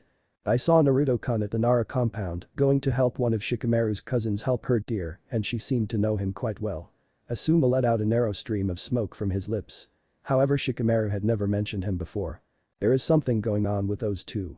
Kakashi said as he pulled out his Icha make-out paradise. Nothing we can do now until after the exams are over. My eternal rival is correct. Guy clenched his fists in his dramatic style. Did you say something? Kakashi didn't look up from his book. Asuma and Kurenai rolled their eyes as Guy ranted about how hip and cool his rival was. So how did we do? Naruto asked as he and Shikamaru lay on Shikamaru's usual cloud watching hell, this time watching the sun dye the horizon, a beautiful mixture of colors. We spiked our sensei's interests, but I think we started the foundations for a strong friendship with the others. Shikamaru said after a moment of silence. I think so too. Tomorrow the Sand siblings come to town. Naruto said, pillowing his head on his hands. It's going to be weird seeing Gaara all bloodthirsty again. Shikamaru closed his eyes briefly as Tamari's face flashed in his mind. Then the exams begin, all our plans start, and we can really make a difference. I wonder if seeing Shukaku will wake Kurama up. Naruto wondered aloud, poking at his seal. That would be useful, having more information on how we even got here would be an added bonus. Shikamaru agreed. Until tomorrow then. Naruto stated, and the two fell into a comfortable silence. Chapter 6. Wake up, you lazy brat. I finally wake up from my nap and you aren't even awake. Kurama's voice echoed inside of Naruto's head and the blonde snapped his eyes open, seeing he was in the shared mind space. Kurama. Are you finally awake after all this time? You sent us back to the past, you fuzzball, and then you have the nerve to take a nap. Naruto ranted at the Kyuubi. You should be more grateful, brat, using that space-time jutsu could have killed me. I sent you two back to the past to make sure the war stops from happening, and none of my siblings will be used to make that beast. Kurama flicked his tails annoyed while Naruto dodged them with ease, too used to this form of annoyance from the Nine Tails. So this is all real, everyone is still alive? Naruto asked as he managed to curl up next to the fox's furry face. It's all real, kid, you can stop it all from playing out the way it did in the future. Kurama assured the small blonde. Thank you, Kurama. You're the best, I don't care what anyone says. Naruto somehow wrapped his little 12-year-old arms around Kurama's large black nose. The Kyuubi huffed slightly but allowed the genin to hug him. The Chunin exams are starting tomorrow. Today is the day I meet Gaara for the first time. How do you think it will go with Shukaku sealed inside of him? Naruto asked, concerned for the future Kazekage. I don't really want to fight him again right after I fight Neji, but I will if I have to. I have a theory, but until you see Gaara I won't know if it is plausible. Kurama said slowly. Fine, don't share with the rest of the class, then you furball. Naruto huffed and Kurama batted him with one of his tails. I should go, if I'm going to save Konohamaru from Kankuro, then I better be off. Kurama grunted as Naruto faded from the mind space. Naruto opened his eyes and looked around to see Shikamaru had already gotten up and was most likely out herding the deer or helping Kasan make breakfast. Naruto rolled off his bed and pulled on his orange jumpsuit and absently wondered what clothes he should get after the Chunin exams were done. He padded down the hallway and entered the dining hall to see Shikamaru, Yoshino and Shikaku already there. "Morning Naru-chan, you're just in time." Yoshino sang as the blonde slid into a chair as she and Shikamaru served up breakfast. "This looks great Ka-san." Naruto slapped his hands together in thanks before attacking his food with gusto. Yoshino smiled good-naturedly and Shikaku smirked a bit while Shikamaru rolled his eyes fondly before he too attacked his food. Yoshino and Shikaku exchanged pleased looks, their boys were getting up to a healthy weight and their pale skin darkened a bit thanks to the time he spent out in the sun and they started to grow height-wise as puberty slowly started to descend upon them. "So what do you two plan on doing today?" Yoshino asked as she too started in on her food. "I promised Konohamaru we would play ninja today so I'm going to find him," Naruto said and Shikamaru gave a knowing nod. "I'm going to go find Asuma-sensei and see if he wants to go cloud watching. I know Ino and Choji are busy today." Shikamaru shrugged his shoulders. "Thus be back in time to herd the deer," Shikaku reminded the two. "Hi Two-san." They sang before stacking their empty plates in the sink, with waves at the two adults the two genin left the Nara compound for the day. "The furball finally woke up and told me he did a space-time jutsu and all this is real," Naruto reported to Shikamaru as they walked into the village. "We'll talk more when we herd the deer tonight, we should have more to talk about after you encounter Gaara," Shikamaru decided before the two nodded at each other and they parted ways. "Let go of me you big bully." Konohamaru's voice caught Naruto's fox-enhanced ears. Looks like he needed to hurry if Konohamaru already was encountering Kankuro. He focused and appeared next to Konohamaru and placed his hand tightly on Kankuro's wrist before Sasuke could throw his pebble from his hiding place in the nearby tree. "I would put him down if I were you, hurting the Sandame's grandson will nothing for the alliance between our nations." Naruto spoke calmly to Kankuro, wincing as Kankuro's dead face overlapped with Kankuro's current one. "The Sandame's grandson? This little brat." Kankuro huffed by released Konohamaru who scurried up Naruto's back, clinging to his shoulders trembling slightly. Naruto caught Sakura muttering the same thing from behind him. "Yes, I take you are here for the Chunin exams." His gaze flitted between Kankuro and Temari, holding back a smile at his future friends. "Yes we are from Suna." Temari responded haughtily. "Welcome to Konoha." Naruto bowed his head in respect to his future allies. "Kankuro, Temari." A far too familiar voice called out as Gaara joined their group. Naruto felt his lips twitch upwards at the little version of the Kazuki-age. "Don't make a scene." Right away the two backed off, fear tinting their eyes and Naruto's gaze hardened, he would have to fix this, and soon. "What is your name?" Gaara stared the blonde down. "Naruto Uzumaki and this is my teammate Sakura Haruno." Naruto bowed his head in respect for the future Kage. "Sabaku no Gaara. My siblings Kankuro and Temari. Mother is interested in you, but does not want me to kill you. We will meet again Naruto Uzumaki." Gaara's teal eyes narrowed and something in them showed recognition at the blonde in front of him. "Yes we shall Gaara, I'm looking forward to it," Naruto said evenly and kept his gaze level as Gaara's eyes looked back at him, surprised at the response. Kankuro and Temari shot Naruto a look that expressed their thoughts of the blonde. In other words they thought Naruto was insane for looking forward to meeting Gaara again. "Are you okay Konohamaru?" Naruto looked down at the child on his shoulders once the Sand siblings were out of sight. "Yeah. You were so cool Naruto Nai-chan." Konohamaru announced, eyes wide as he grinned up at his blonde hero. Thanks." Naruto chuckled, he shot a glance up at the tree where he knew Sasuke was perched before he turned around and started to walk away, listening to Konohamaru ramble on in childlike awe. "So that went well." Naruto thought as he played ninja with Konohamaru. "Better than I thought, my theory is correct. When you go to herd deer tonight, enter our mind space and I'll know for sure." Kurama instructed the genin who gave a mental noise of agreement before turning all his attention to Konohamaru for the rest of the day. After Naruto dropped Konohamaru off at his home, Naruto decided to wander a bit to kill time until he had to meet Shikamaru to help herd deer. "Naruto?" A voice called out. Naruto let a huge smile cross his lips as he turned and spotted Iruka-sensei hurrying over to where the blonde stood, waving one arm in greeting. "Iruka-sensei!" Naruto shouted, waving both his arms wildly. He had really missed his big brother and he hadn't seen the Chunin in such a long time. "I haven't seen you around lately. How are you doing?" Iruka questioned as he fell into step beside the blonde who adjusted their course to head to the Chunin's apartment. "My team has been entered for the Chunin exams Iruka-sensei. Can you believe it?" Naruto bounced on his heels excitedly as the duo walked, he spotted Iruka's face darken briefly at these words, but his features brightened before he smiled at the blonde genin. Naruto then remembered that Kakashi had told him in the future that he was terrified of Iruka-sensei. The Chunin had been very vocal about Kakashi's decision to enter Team 7 in the exams. However, it led to a strong bond between the two, and Naruto secretly agreed with Ino when she had said that the two were the perfect balance for each other and should just hook up. Perhaps it would happen this time around, then both his big brothers would be happy. I heard. Naruto, do you know what could happen in these exams? Iruka asked, seriously, snapping the blonde out of his thoughts. Yeah. Kakashi-sensei told us about them. He was really serious about it actually, and he seemed worried for our safety, but I have a good feeling about these exams, Iruka-sensei. Just you wait, I'm working my way up to Hokage. Naruto gave Iruka a foxy grin and watched as the tension seemed to leave Iruka's form as they arrived at Iruka's apartment. That's good, just be careful, Naruto. Iruka said, heaving a resigned sigh. Naruto felt his willpower break and he flung his arms around Iruka's waist and buried his face in the Chunin's flak jacket, inhaling the calming scent. He felt Iruka startle before arms wrapped around his shoulders tightly in a hug. Thanks for worrying, Iruka-sensei. Naruto muttered. I'll always worry about you, Naruto. Iruka chided gently. Just stays alive. Don't do anything stupid when I'm not around, like hunt down Kakashi-sensei and scold him. Naruto gave a cheeky smile as the two broke their brotherly embrace. There's an idea. Iruka smirked. I think that he will be worrying just as much as you, so don't go too hard on him, Iruka-sensei.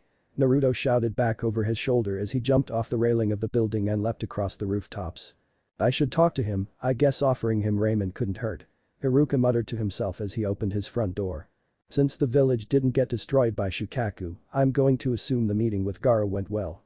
Shikamaru guessed as the two wandered the forest on the Nara's land later that night. He said mother was interested in me but didn't want Gaara to kill me.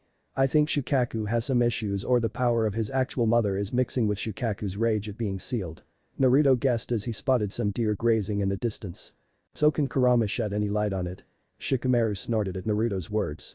He said I should go into our mind space tonight and he will know if his theory is correct. Naruto shook his shoulders. So in other words, you are leaving the deer herding to me? Shikamaru gave the blonde a disgruntled look. Naruto made a hand seal and a single cage bunchen appeared next to Shikamaru. Not completely, this will help ward off any questions as to where I went. You better tell me everything that happens. Shikamaru warned and Naruto snapped off an Anbu salute and Shikamaru just waved the blonde off before he and the bunchen went off to herd the deer while the real Naruto leapt up into the trees and made himself comfortable on a wide tree branch. He closed his eyes and took a few soothing breaths before his pupils slitted and he entered his and Kurama's mind space. This isn't our usual mind space. Naruto looked around on guard as Kurama appeared next to him in a pure white space. No, this is the mind space that we the tailed beast share. It isn't affected by time or space. Kurama explained and Naruto processed this. So you're saying that any of the other Bijus could show up here? Naruto squeaked in alarm. In a long time, you brat. A voice rumbled and Naruto spun around to see Shukaku appearing in the mind space and right away the blonde leapt up onto Kurama's head for safety. You're not going to try to kill me, are you? He asked, fingers clenching Kurama's red fur. Calm down, I remember everything from the future. Shukaku sat down, winding his large tail around his body. So you're not going to cause havoc this time around? Naruto asked hopefully. Too much hassle. Shukaku huffed. What about Gaara? Are you going to keep tormenting him and make him call you mother? Naruto pressed, worried for the redeed. That wasn't completely me making him call me that, it was the link to his mother's power in his sand. Shukaku protested annoyed. But even if I was willing to be friends with a little brat since he fought to save me from being sealed, I can't do much about it if his seal is still as flimsy as it is now. If he falls asleep or gets too angry then it will break and I will be released and it will do more harm than good to both him and the people around him at the time. Shikamaru and I have a plan to fix his seal during the Chunin exams. If you tell Gaara not to freak out and kill us with his sand while we reseal him, that would be great. Naruto said honestly. I'll pass on the message. Shukaku nodded his head and suddenly a new tailed beast appeared. Naruto. The beast intoned surprised. Jayuki. Naruto beamed at the 8-tailed octopus. You remember too. How's B doing? Still rapping, but completely alive thanks to you two, I'm guessing. Tihichibi surmised. Kurama here did some space-time jutsu so we can stop everything that happened from happening.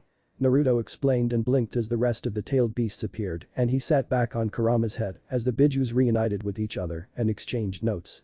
Well, this could work well for us in the future. Naruto muttered to Kurama, who just grunted, still slightly annoyed that the blonde had the balls to sit on his head. He didn't know how the toad stood it. What is your plan, Naruto-kun? I want to keep Fu safe this time around. Chimay turned to the blonde and the other bijus made agreeing noises. The best thing you all can do right now is make sure you are on good terms with your Jinchuriki and warn them of the coming threat. For those who aren't integrated into their village, send them to Killer Bee. We are stronger when we are together, and since we know what is coming this time we can be prepared and everyone can learn to work together and create their own charka shrouds like Kurama and I did during the war. Naruto said unconsciously using his Hokage voice, thus causing all the tailed beasts to pay attention to his words. Kurama felt a small amount of pride rush through his being at how all his siblings were listening the blonde's words. Once Shikamaru, Gaara and myself finish the Chunin exams, we will arrange a meeting of all the Jinchuriki someplace safe and I will fix their seals if needed. Naruto finished outlining his plan and got nods from the bijus. Great, well you all talk amongst yourselves, I've got deer to herd and Shikaku you have a message to deliver. But that the blonde focused and he disappeared from the shared mind space. Your Jinchuriki is something else Kurama. Matatabi commented. He's a brat. Kurama huffed as he settled down on his front paws. At least he isn't a girl who is discovering the opposite sex. Matatabi licked her paw and rubbed it behind her ear like a true cat. He's just too dense to notice. Kurama smirked. Who just learned how to fly, she crashed through a lot of trees, but she did it. Chimay commented smugly to Kakuo who nodded politely as he tried to find something that Han did, but he didn't think killing some bandits counted as an achievement.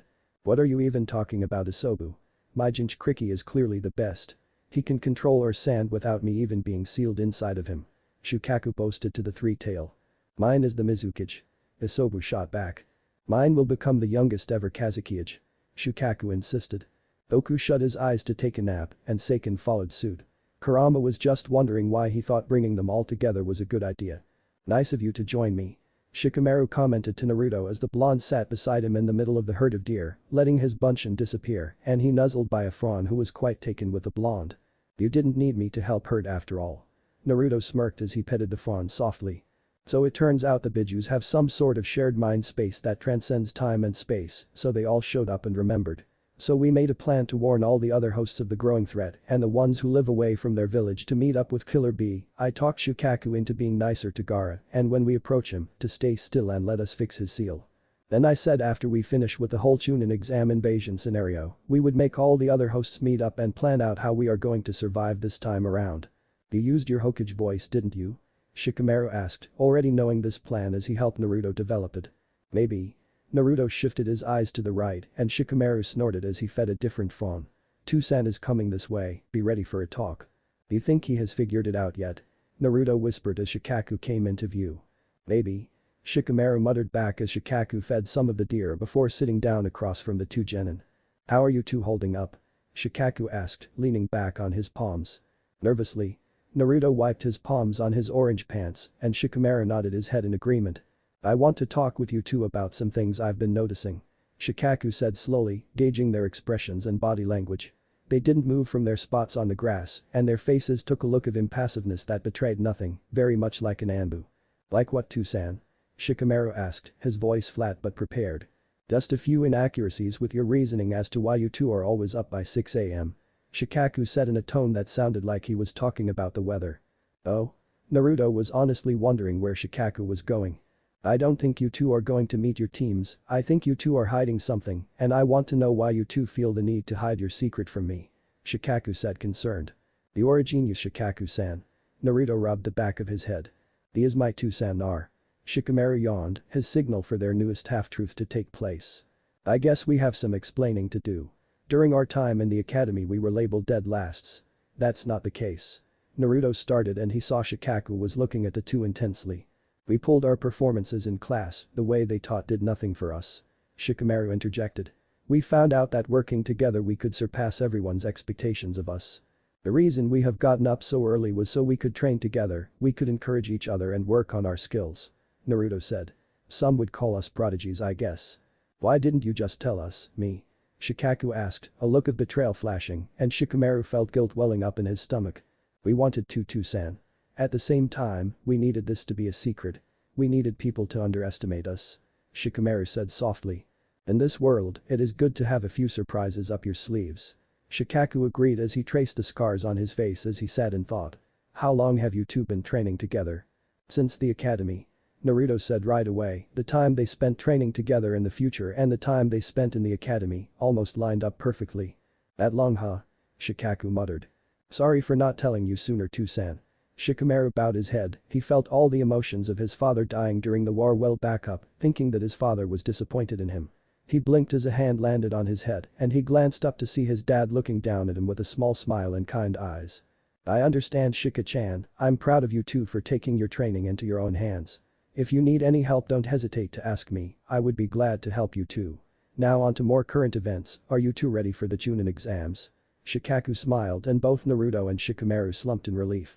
We're totally ready for this. Naruto pumped his fist into the air. Ma, it'll be troublesome, but we've got this Tusan.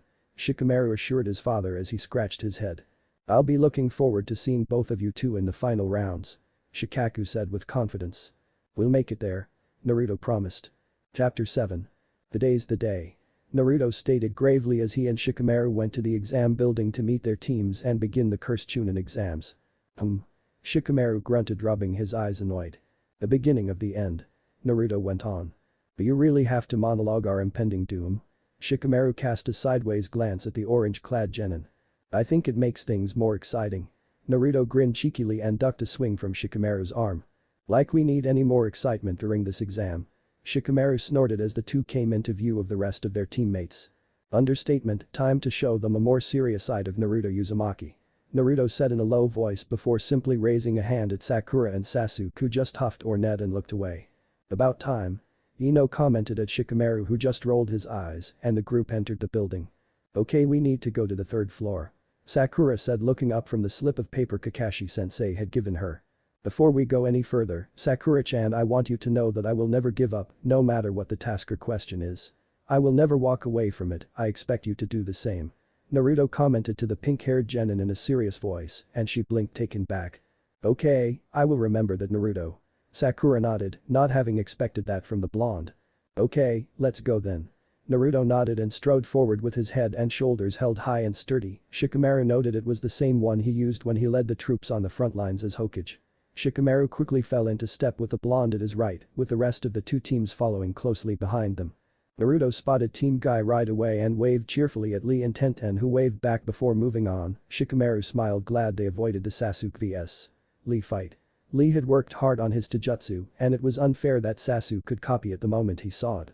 The only reason he and Naruto knew it was because Lee and Guy taught them their type of taijutsu, the same was said for learning the Hyuga's clan style from Neji and Hinata. They spotted teammate yelling at a Chunin to let them pass, but Shikamaru, Naruto and Sasuke saw through it simply. Shikamaru motioned to his team and silently they walked past the crowd and up to the true third floor. Where are they going? Sakura hissed at Naruto. The real third floor, this is a genjutsu. Naruto whispered and quickly slapped his hand over Sasuke's mouth. Don't say a word, if they can't even see past a weak level genjutsu, then they shouldn't be competing. Naruto hissed and proceeded to drag the Uchiha up the stairs to the real third floor and smiled as Shino said something to his team and Kiba huffed but followed Shino's lead and silently left the crowd. My kawaii genins, you made it here and as a team no less. Kakashi said with an eye smile as he appeared in a puff of smoke as Team 7 arrived on the third floor. He bit back a smile at the sight of Naruto having his hand over Sasuke's mouth and dragging him. What do you mean by that, Kakashi-sensei? Sakura asked confused. He means, Sakura-chan, that if we arrived not as a team, then we wouldn't be able to move on to the next part of the exam. Naruto fielded the question and Kakashi nodded his head signaling Naruto was correct. Good luck my kawaii genins. Kakashi gave another eye smile before he disappeared in a puff of smoke. Remember what I said, Sakura-chan, and keep in mind I'm not completely useless. Naruto reminded Sakura as the trio entered the room and Sasuke followed them frowning and silently fuming. Naruto looked around the room to see ninjas already in there. He spotted Shikamaru's team seated and the Nara looking extremely bored, nothing new there. He saw Kabuto already playing the innocent genin, handing out statistic cards to other genins in the room. Naruto had to keep an animalistic growl held in at the sight of the genin, that might be why Shikamaru had his eyes closed. Naruto forced the rest of his team into seats and balanced his chin on his hand as he observed the room. Teammate came in along with Team Guy and the Sant Sibs. Naruto made eye contact with Gaara who nodded slightly at the blonde and Naruto took this as a sign that Shukaku had talked to him. Well, that was one step in the right direction at least, and he also picked out the Kunoichi that Orochimaru had taken the form of, and the way Orochimaru was eyeing Sasuke was only making his resolve stronger. After sending his team some glares that said to be quiet and not talk to anyone, Ibiki finally entered the room. Listen brats. The first part of the Chunin exams will begin now. It is a written test and you have 2 hours. Ibiki shouted at the room full of genin with slight distaste as he walked around, handing out sheets of paper. If you get caught cheating then you and your team will be expelled from the room and you are out of the exam. Ibiki stood at the front of the room after all the genins had their papers. Your 2 hours begin. Now.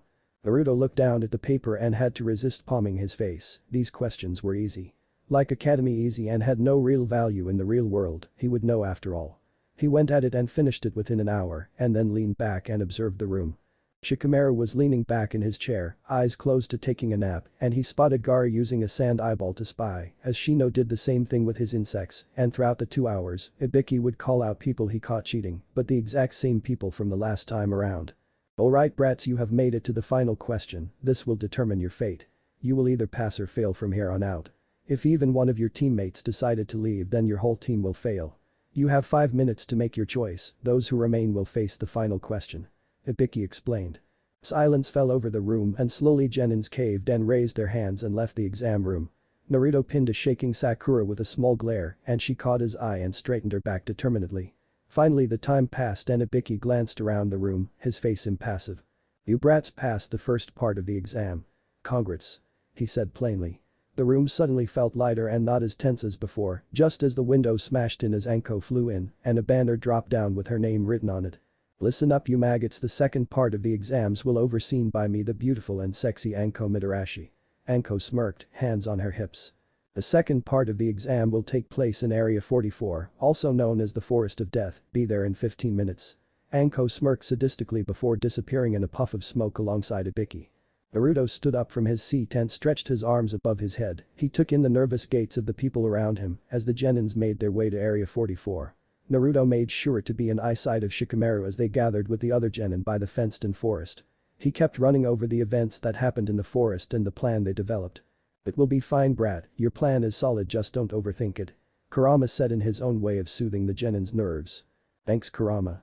Naruto breathed in a deep breath of air, calming himself. Listen up maggots, I'm only saying this once.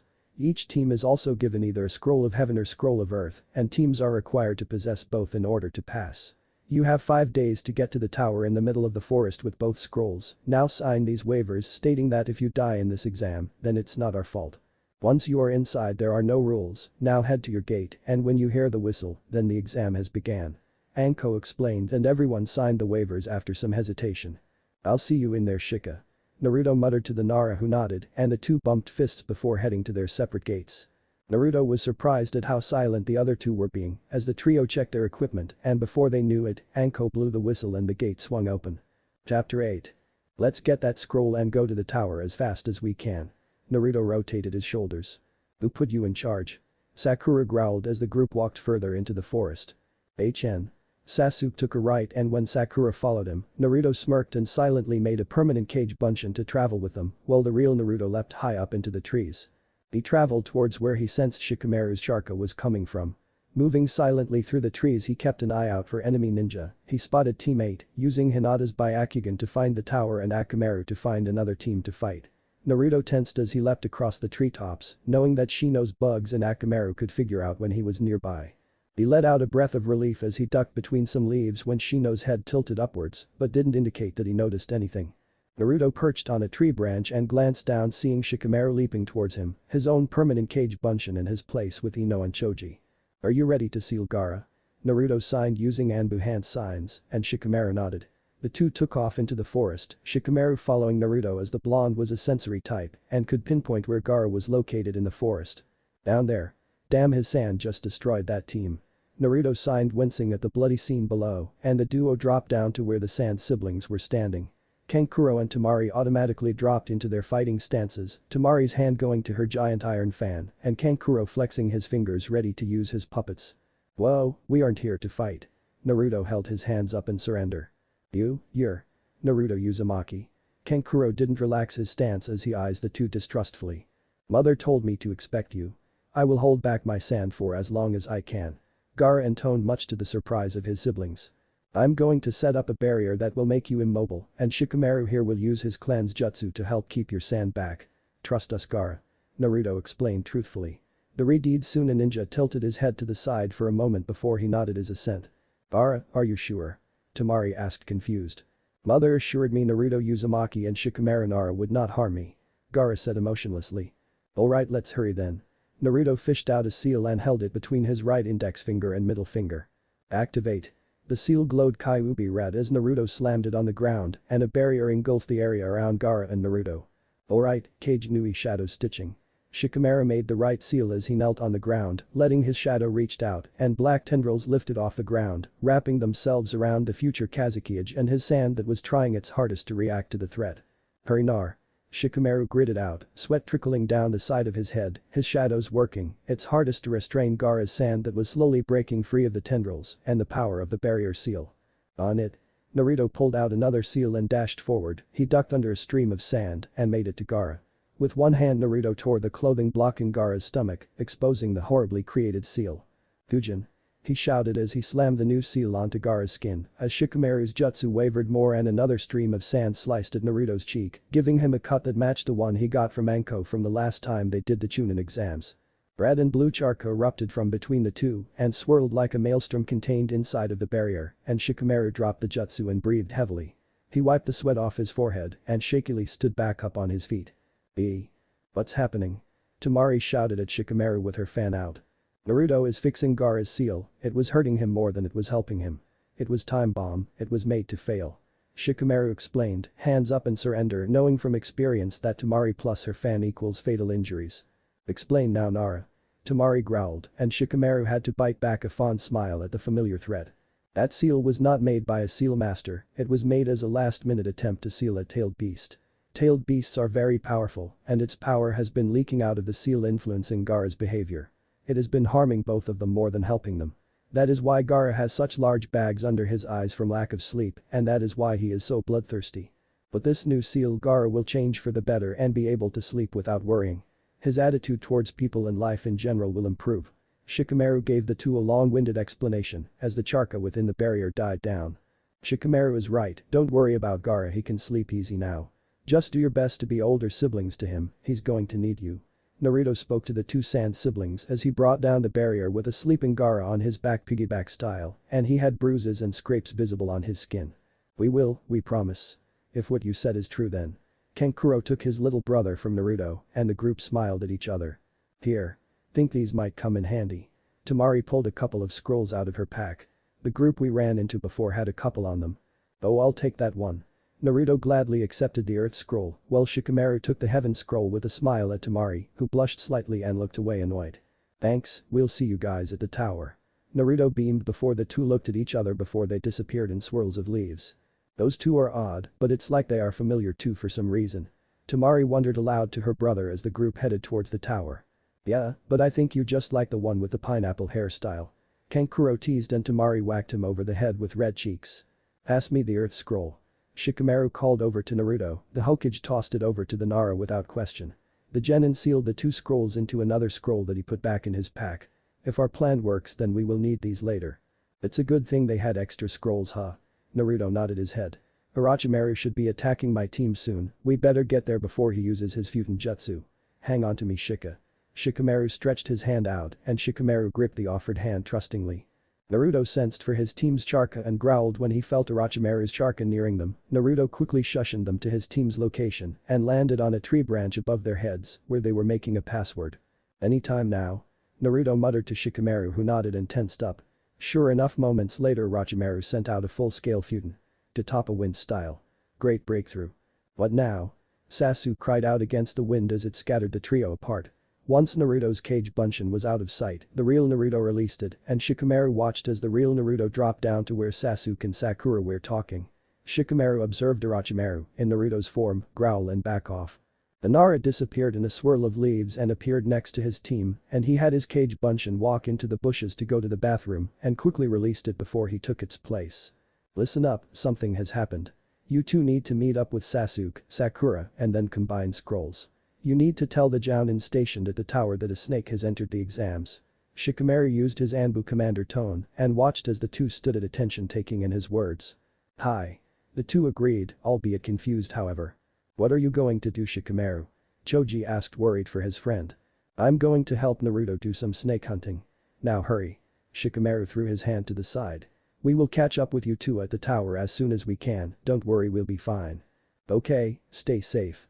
Ino nodded her head, she had a look of distaste on her face at the fact they had to leave Shikamaru behind. Come on Choji, we need to move. Hi. Choji gave Shikamaru one last worried look before the two took off towards the tower. Listen up, you two need to get out of here right now. Someone who can do that jutsu at that strength is higher than genin level. Naruto told the other two, using his Hokage voice, and the two straightened subconsciously. What about you? Sakura asked, fingering her pack where the heaven scroll was located. I'll stay back and buy you two time. Naruto lied easily, he was planning on fighting Orochimaru. Sasuke looked outraged at being told what to do by the blonde, and Sakura was unsure about Naruto's plan. I'll be able to distract the ninja with my cage buncheons. I need you two to tell the Jounins at the tower that a snake has entered the exam. He said sternly. The snake? Sakura looked confused. We don't have time for this, leave now. Find Ino and Choji, they have an earth scroll, go to the tower together and warn them. Naruto ordered. I can fight. Sasuke said stubbornly. Patent jutsus are going to be no use in this battle. Leave now. Naruto almost shouted at the Uchiha, gritting his teeth. Fine. Sasuke ground his teeth and took off into the trees with Sakura hot on his heels. Shikamaru dropped down next to the blonde and gave a stiff nod, signaling that his team had been informed of what was happening. My, what do we have here? An Nara and the Kyuubi container, it must be my lucky day. Orochimaru called from a tree branch above the two still wearing the female grass ninja's body. It would be our luck to get a cross-dressing snake. Naruto sighed dramatically as he stretched his arms. You have to badmouth a Sannin. Shikamaru gave the blonde a sideways glance. So you know who I am then? Orochimaru laughed and Naruto wiggled his pinky finger in his ear. Orochimaru, the snake team. By the way. Toads are so much better. Naruto smirked. Orochimaru's eye twitched at the words. Stupid blonde must be a student of Jiraiya, he would take pleasure in killing him and throwing the dead form of the blonde at the feet of his old teammate and sensei, while taking control of the Kyuubi. Can we stop with all the trash talking now? I rather get this over with. Shikamaru sighed annoyed. As you wish Nara-kun. The snake flicked out his tongue and Shikamaru shuddered. The snake Sannin made a few hand signs and a massive snake summon rose up with Orochimaru standing on its head. This is going to be fun. Naruto said with a grin. Raiden. John Lightning style. False darkness. Shikamaru made the snake seal and the clouds above the treetops darkened and Shikamaru grinned as around 10 lightning spears struck down towards Orochimaru and his snake. Orochimaru, to avoid being speared, leapt off the head and frowned in dismay as the lightning destroyed the snake completely. Gyuden. K's no Yaba wind style. Blades of wind. Naruto shouted as he slashed out at Orochimaru with his index and middle fingers. He had made cage buncheons do the same jutsu and they spun around Orochimaru, slashing out violently at the ninja. Naruto landed on the ground beside Shikamaru and the cage buncheons situated themselves around the two in a protective circle. That was too easy. Naruto said calmly as he looked at the destroyed body of the grass ninja. You're right Kyuubi-kun, what you destroyed was just a body I was possessing. Orochimaru's voice came from higher up and the two glanced up to see him standing in his original form. I still think he is a cross-dressing snake. Naruto grumbled and the preteen next to him stifled a giggle. You hurt me with your words. Orochimaru said with fake hurt in his voice. Naruto nodded and the cage buncheons leapt up at Orochimaru, he just cackled and fought them off. Jinchaka no Jutsu dust cloud ignition technique. Naruto and Shikamaru called out together, Shikamaru supplied the stream of fire towards Orochimaru and Naruto added his wind increasing the size and power as it engulfed Orochimaru who had just finished off the last of Naruto's cage buncheons. The two watched as the firestorm slowly died out and Orochimaru stood there, smoldering but still intact. Shikamaru's eyes darted around the clearing, something was off and all his senses were going crazy. He spotted a glint out of the corner of his eye and he moved as quickly as he could. Shikamaru jumped behind Naruto and let out a scream of pain as he collapsed to the ground, curling up on his right side. A sword was sticking out of his left shoulder, one that was far too familiar. The sword Orochimaru had flung at Naruto's unguarded back was Kusanagi. Shikamaru. Naruto shouted as he spun around to see the Nara on the ground, hands clutching at the sword that was protruding from his shoulder. Then Nar. Shikamaru tried to get out, but he had to grit his teeth in pain, eyes shut as he tried to control the pain that was racking his body. You're going to regret that. Naruto said darkly as he rose up from where he was kneeling beside the fallen Nara. Let's get the snake, he is going to burn for all he's done. Kurama growled and Naruto couldn't agree more, so he let Kurama's chakra flow through his veins. He glanced up, his eyes were red and slitted as he opened his mouth baring his fangs, while his whiskers darkened and his nails grew into fox claws. Orange charca surrounded around him and his hair stuck up like they did when he was fighting in the war. He decided to only show one of his original stages of his fusion with Kurama. He couldn't let Orochimaru know how well the two could work together, so he only let two tails appear. Now things are getting interesting. Perhaps I should injure your little boyfriend more severely. Orochimaru smirked sadistically. Touch him and I'll rip you to shreds. Naruto growled like an enraged fox. Kurama's own angry voice was infused in Naruto's tone. Oh, I do so hope you can back those threats up, little fox. Orochimaru mocked and suddenly Naruto disappeared in a flash of orange thanks to his charca and reappeared behind the Sannin. Orochimaru had no time to react before he was pummeled with powerful charca infused jutsu on par with Tsunade. The blonde was switching the type of charca he put into each blow. It ranged from Kurama's charca to Raiten to Suiten. Each hit more powerful than the last, and Orochimaru could barely defend himself against any of the attacks. The blonde was in a rage at the fact his brother had a sword sticking out of his shoulder on the ground behind him. With one well-aimed Futen jutsu and a slash from his clawed fingers from Naruto, Orochimaru howled as his right arm dropped to the ground. You're more powerful than I first expect, Kyuubi-kun, but if you're so busy fighting me, who's going to protect your little boyfriend? Orochimaru smirked and Naruto whirled around to see a barrage of medical scalpels flying towards the curled-up form of Shikamaru. Shikamaru! Naruto shouted and leapt away from Orochimaru and blocked the attack from Kabuto most likely. Pain flared up on his thigh and Naruto looked down to see yet another sword. This one was sticking out of him this time. Naruto frowned. It was Raijin no Ken sword of the Thunder God. How did the snake get it? He had to fight Aoi Rakusho to get it back. Well, at least getting his katana would be easier this time around. Naruto pulled the sword out of his thigh and adjusted his grip on the hilt, dropping into his kenjutsu stance. Meanwhile Shikamaru had regained some color and was sitting up slowly. Hands gripping the hilt of Kusanagi, the Nara took a deep breath and quickly pulled it out of his shoulder, slamming his lips shut to stop any sounds from escaping. Shikamaru adjusted his grip and flew into motion, Naruto knowing what Shikamaru was thinking and rushed at Orochimaru with Raijin to distract the snake Sannin. Shikamaru's shoulder was throbbing with immense pain, but his focus was now completely on Kabuto and killing that bastard once and for all. He spotted the silver-haired Genin pulling out another fistful of medical scalpels and they glowed with green charca. Shikamaru lashed out at the scalpels, sending them out of his path, and with a cry of rage, Shikamaru fed his charca into the blade and stabbed at Kabuto, the blade crackling with Raiten and heating up with Kaiten. Shikamaru's face was spattered with blood as Kabuto yelled in pain as his right leg from his knee down fell to the ground below. Shikamaru clung to the side of the tree with his charca as Kabuto moved his hands down to his injured leg from his spot sitting on the tree branch. I don't think so. Shikamaru growled and flew into movement once again. He aimed and more blood hit his face as stood over the injured Kabuto with a deadly smile, one that was promised death. Kabuto was now lacking hands to preform his precious medical ninjutsu, they were severed cleanly at the wrists on both arms. You have no idea how long I've waited for this. Shikamaru stated and he adjusted his stance with a katana. With a grim face he only had war during the war Shikamaru slashed and ended Kabuto's life via beheading. Pain. Gakakyu no Jutsu fire style. Fireball Jutsu. Shikamaru made the hand signs and watched much too satisfied as Kabuto's corpse, including the hands and leg on the forest floor, turned to nothing but ash, and even that ash was scattered in the wind coming from the battle below. He quickly made sure to turn his jutsu on Orochimaru's arm as well, leaving no trace of it either. Your medical nin is dead. Shikamaru informed Orochimaru as he dropped down next to Naruto who was back to his usual form, rage and crackling with Naruto's own Raiten charca. I will end you, Nara-kun. Orochimaru hissed angrily and clicked his tongue, and Shikamaru let out a surprised cry as Kusanagi turned into a giant snake that latched onto Shikamaru's wrist, sinking its fangs deep into his skin. Shikamaru let out a pained scream as he tore the snake off of his wrist and it scurried back to Orochimaru. I would hurry and get that wound treated, the poison will kill you soon, Nara-kun. Orochimaru smirked as Naruto growled and dropped into a defensive position in front of Shikamaru, who was clutching his wrist falling to his knees in pain. Until next we meet. Orochimaru promised and he disappeared in a puff of smoke. Damn it. Naruto growled before he turned to look at Shikamaru. Think you can hang on long enough for me to get to the tower? I'll deal Hokage-sama.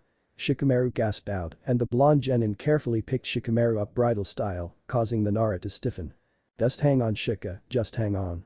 Naruto muttered and quickly shushed into the tower. Naruto appeared in the lobby, he rummaged around in Shikamaru's pack and unsealed the two scrolls and opened them together, Shikamaru leaning on his side for support. The scrolls let out a puff of smoke and Iruka appeared, ready to give Naruto his congratulations, but froze when he spotted both Shikamaru and Naruto bloody and leaning on each other for support. Iruka-sensei. Naruto gasped out, breathing heavily. Shikamaru has been poisoned. He needs help right now. My god, hold on you two. Haruka flew into sensei mode as he grabbed both of the genins and shushed right to the infirmary. He's been poisoned, he needs help now. Haruka shouted and the two genins were surrounded by medical ninjas. You have to step aside. A medical ninja told Naruto sternly as the medical ninjas started to remove the poison from the snackabite and cut the mesh shirt away from Shikamaru's stab wound. Thankfully they didn't cut any lower or they would see his Anbu tattoo and the rest of his scars. No. Naruto growled at the ninja that was trying to remove him from Shikamaru's side. He's in good hands, Naruto. Kakashi placed his hand on Naruto's shoulder as he and Asuma arrived in the infirmary. Asuma shifting his weight back and forth as his eyes stayed trained on his now unconscious student who was being tended to on a bed, worry evident in his eyes. I don't care, I am not leaving him. If anyone tries to make me leave him then I will take action. Naruto glared fiercely at his sensei that blinked in shock at the words and the glare. The words and tone of voice reminded the silver-haired jounin of his time in the Anbu, that was how a captain talked when one of their own was injured. Okay Naru-chan, how about we put you in the bed right beside Shikamaru-kun, then? You need to get that wound on your thigh checked out. Is that a sword? Kakashi suggested and started in shock at Raijin that Naruto had slung at his waist. That's fine. Huh, yeah it is isn't it? Naruto laughed nervously and placed the sword on a table before he hopped up onto the bedside Shikamaru's and silently let the medical ninja attend to his injury and fed him a charka pill to replenish his charka. Naruto kept his eyes trained on Shikamaru the whole time, feeling worry bubbling up in his chest. He'll be alright, we got to the poison in time. The lead medical nin that was working on the Nara informed the gathered jounins and the one genin. Thank God. Naruto sighed in relief, leaning back against the pillow behind him now feeling at peace. Naruto-kun. The Sandaime called out as he flew into the infirmary with Iruka, Guy and Kurenai at his heels. Gigi. Naruto raised his hand at the current Hokage. It's always you isn't it Naruto-kun? Hiruzen rubbed the bridge of his nose. Is that? Raijin. I don't know, to me it's just a sword. Did you get our message? Naruto asked after snickering at the Hokage. The snake has entered the exam. Very clever. Hiruzen admitted. Did you send anyone out to find him? Naruto asked. Yes we did, but we can find no trace of him. Hiruzen said, annoyance lacing his tone. Naruto huffed, how the jounins that had been sent didn't notice their battle he will never know. Perhaps there were more spies for the snake than he first thought, or maybe they had been root members in disguise and he knew Danzo had worked with the snake Sannin in the past. Are our teammates okay? Naruto asked. They arrived here 10 minutes before you two did, they are uninjured just rather worried about you two. Haruka assured the blonde, feeling better than he did when Naruto had first come in with Shikamaru, both covered in blood and the Nara dying. Naruto snorted at the idea of his team being worried for him. Ino and Choji he could see but not so much Sasuke and Sakura. If you feel up to it Naruto-kun, we need to know what happened. Hiruzen said in a soft tone. I'll tell you when Shikamaru wakes up. Naruto crossed his arms stubbornly. Not a second before. It would be better if you told us what happened while it was fresh in your mind. Hiruzen said in a placating tone and Naruto just frowned. I am not going to say anything until Shikamaru wakes up. Naruto repeated forcefully. Alright then, try to get some rest Naruto-kun. We will wake you up when Shikamaru awakens. Hiruzen agreed, recognizing that stubborn look on Naruto's face, it was a mixture of Minato and Kushina's and those two were stubborn enough on their own. Naruto just smiled innocently at the group before he gave Shikamaru's still form one last glance, seeing Asuma sitting in a chair beside the Nara already. Naruto smiled softly at the sight before he closed his eyes to try to sleep. As he faded into blissed unconsciousness he felt a hand gently pat his head and if he had to guess he would think it was Kakashi or Iruka-sensei. Chapter 9. Are you just going to keep sleeping? Shikamaru was currently poking Naruto's whiskered cheek, he had woken up a few moments ago and Asuma had gone to go get his father and the other jounins, leaving the two alone in the infirmary. I'm up. Naruto blearily opened his eyes. You okay? I've been better, but I've also been worse so I'm somewhere in the middle I think. Shikamaru gently touched his injured shoulder. This is going to make my fight against Kin so much more troublesome. I think the whole thing went rather well. So what part should we omit? Naruto asked as he swung his legs over the side of the bed and locked eyes with the Nara. We omit the part about you using Kurama's charka, me finally killing Kabuto and you slicing off Orochimaru's arm. Shikamaru said and Naruto nodded his head in agreement. How did it feel to get rid of that bastard once and for all? Naruto asked. Not amazing, I hate killing, but he deserved it. Without him at the snake's side we can at least hope the reanimations of our allies and enemies never will happen. Shikamaru stated. If we do need the power of the Hokages then I know the jutsu. The two fell silent as the doors swung open as the Sandaime, their senseis and a few other familiar elite jounins entered. "How are you two feeling today?" Sandaime asked kindly. "Stiff," Shikamaru said as he gingerly rotating his injured wrist. "Tired?" Naruto rubbed his eyes and Shikamaru just snorted. "Like a true Nara." Shikamaru teased and Naruto stuck his tongue out at him. "So you and Shikamaru-kun are close, Naru-chan?" Kakashi asked innocently. "He lives at my house now, so I'm going to say yes." Shikamaru answered as Naruto rubbed his head while chuckling. "I wasn't aware of this." Sandaime took the time to really look at Naruto and guilt stabbed at him when he saw that the genin had grown taller and was filling out to a healthy size. All because he was in a loving household where they made sure he was well rested and fed. In a few weeks the Naras did what he couldn't for 12 years. "Are we going to talk about what happened now or can I go back to sleep?" Naruto asked curiously. "I don't really want to talk, but I did say we would when Shikamaru woke up and I never go back on my word." "Let's start on how you knew that Orochimaru was in the Forest of Death," Sandaime said as the group settled down in chairs. Naruto moved over on his bed and Shikamaru silently slid into the empty space, their shoulders and thighs touching. Naruto gently curled his hand around Shikamaru's injured wrist, very subtly sending his chakra into the Nara to help the healing process alongside his own stab wound that was already closing up. The two noticed the looks they were getting from the others, but they couldn't care less. The two brothers needed to be in contact with each other to prove to themselves that they are both alive and breathing. Team 7 was attacked by a high-power Fuden. To top a wind style. Great breakthrough that no genin in this exam should be able to produce. That was the first tip-off. The second one was when I was separated from the other two, a giant snake tried to swallow me. After killing it causing it to disappear, it made sense it was a summons. The only two snake summoners are Anko-san and Orochimaru, the snake Sannin. Anko-san was one of our proctors and would never attack us, so Orochimaru was the only logical choice. I created a cage bunshin to inform Shikamaru before I went back to Team 7. I told them to meet up with Team 10 and to tell you all that Orochimaru was in the forest. Naruto explained, it sounded very plausible, and the Jounins were nodding. This lined up with what the Genins had told them. The use of Team 7 instead of my team didn't go unnoticed by the Jounins and Hokage. Kakashi wasn't too surprised by the wording as he had seen how the blonde was treated by his teammates. "Why did you send a cage bunshin to get Shikamaru? Why didn't you flee with your team?" Sandaime asked, wondering why Naruto chose to stay behind and fight if he knew a genin couldn't produce that power in the jutsu. "We couldn't take the chance that Team 7 would be ambushed. I sent a message to Shikamaru because we know how to work together and I know for a fact he will always have my back and he proved that." Naruto said truthfully, his voice flat. "Why do you think Orochimaru was going to ambush your team?" Sandaime questioned. "It's obvious, isn't it?" Shikamaru raised an eyebrow. "He must have a source in the village because the only reason he would invade the exams and attack Team 7 out of all the teams there is because of Sasuke's eyes. If he wanted to make a political impact he would have went for the team from Suna that held all three children of the Yondaime Kazekage." "He makes a good point." Kurenai muttered as the Hokage paled at the theory the Nara gave. "What happened when you got there, Shikamaru?" Asuma asked his student, worry evident in his tone as he eyed the bandages the Nara was sporting.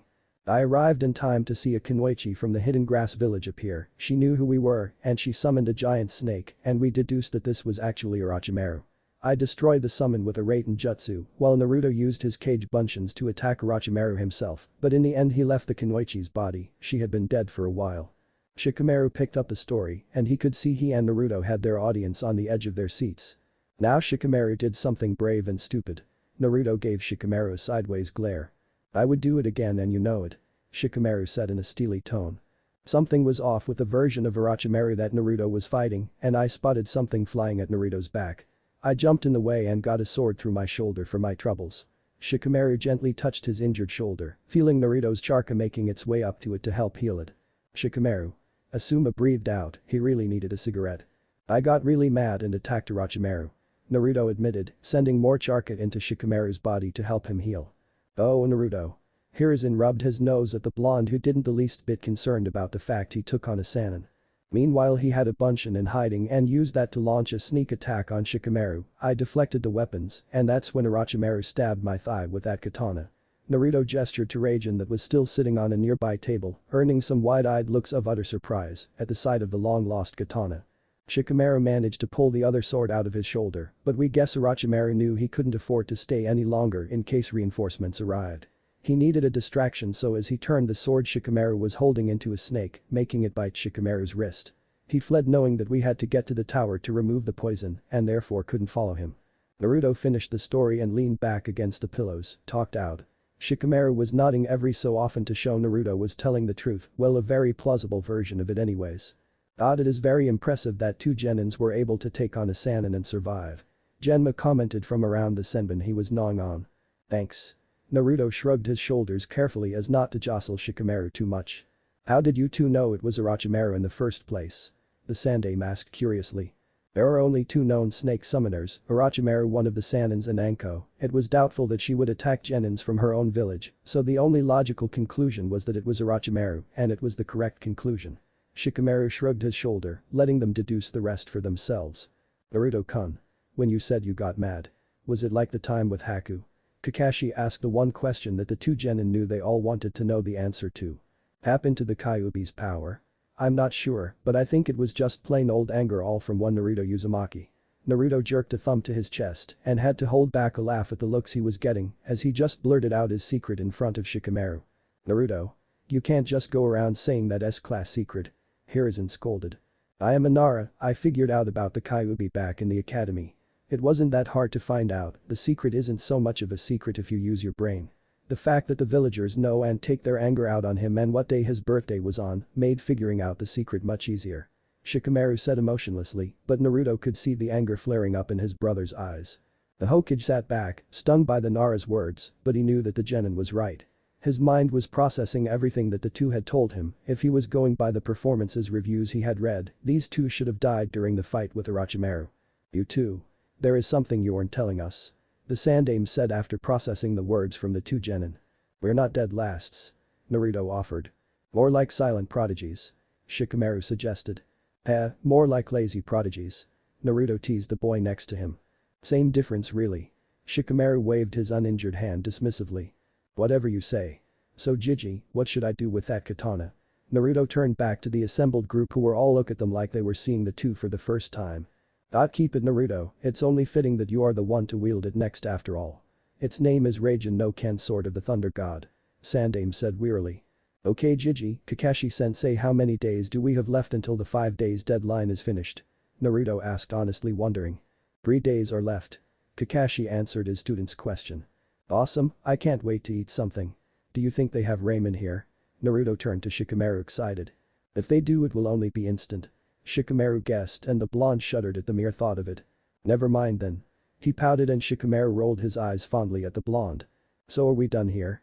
Naruto turned his blue eyes to the others in the room, his voice unconsciously going into his cage voice. Shikamaru is exhausted and needs his rest.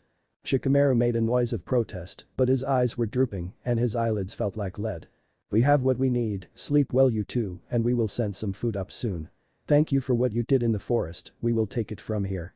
Sandame stood up and inclined his head towards the two who nodded back out of respect for the old man, but both of them knew that wasn't the case. They knew what was coming and how to counter it while the Sandame had no clue.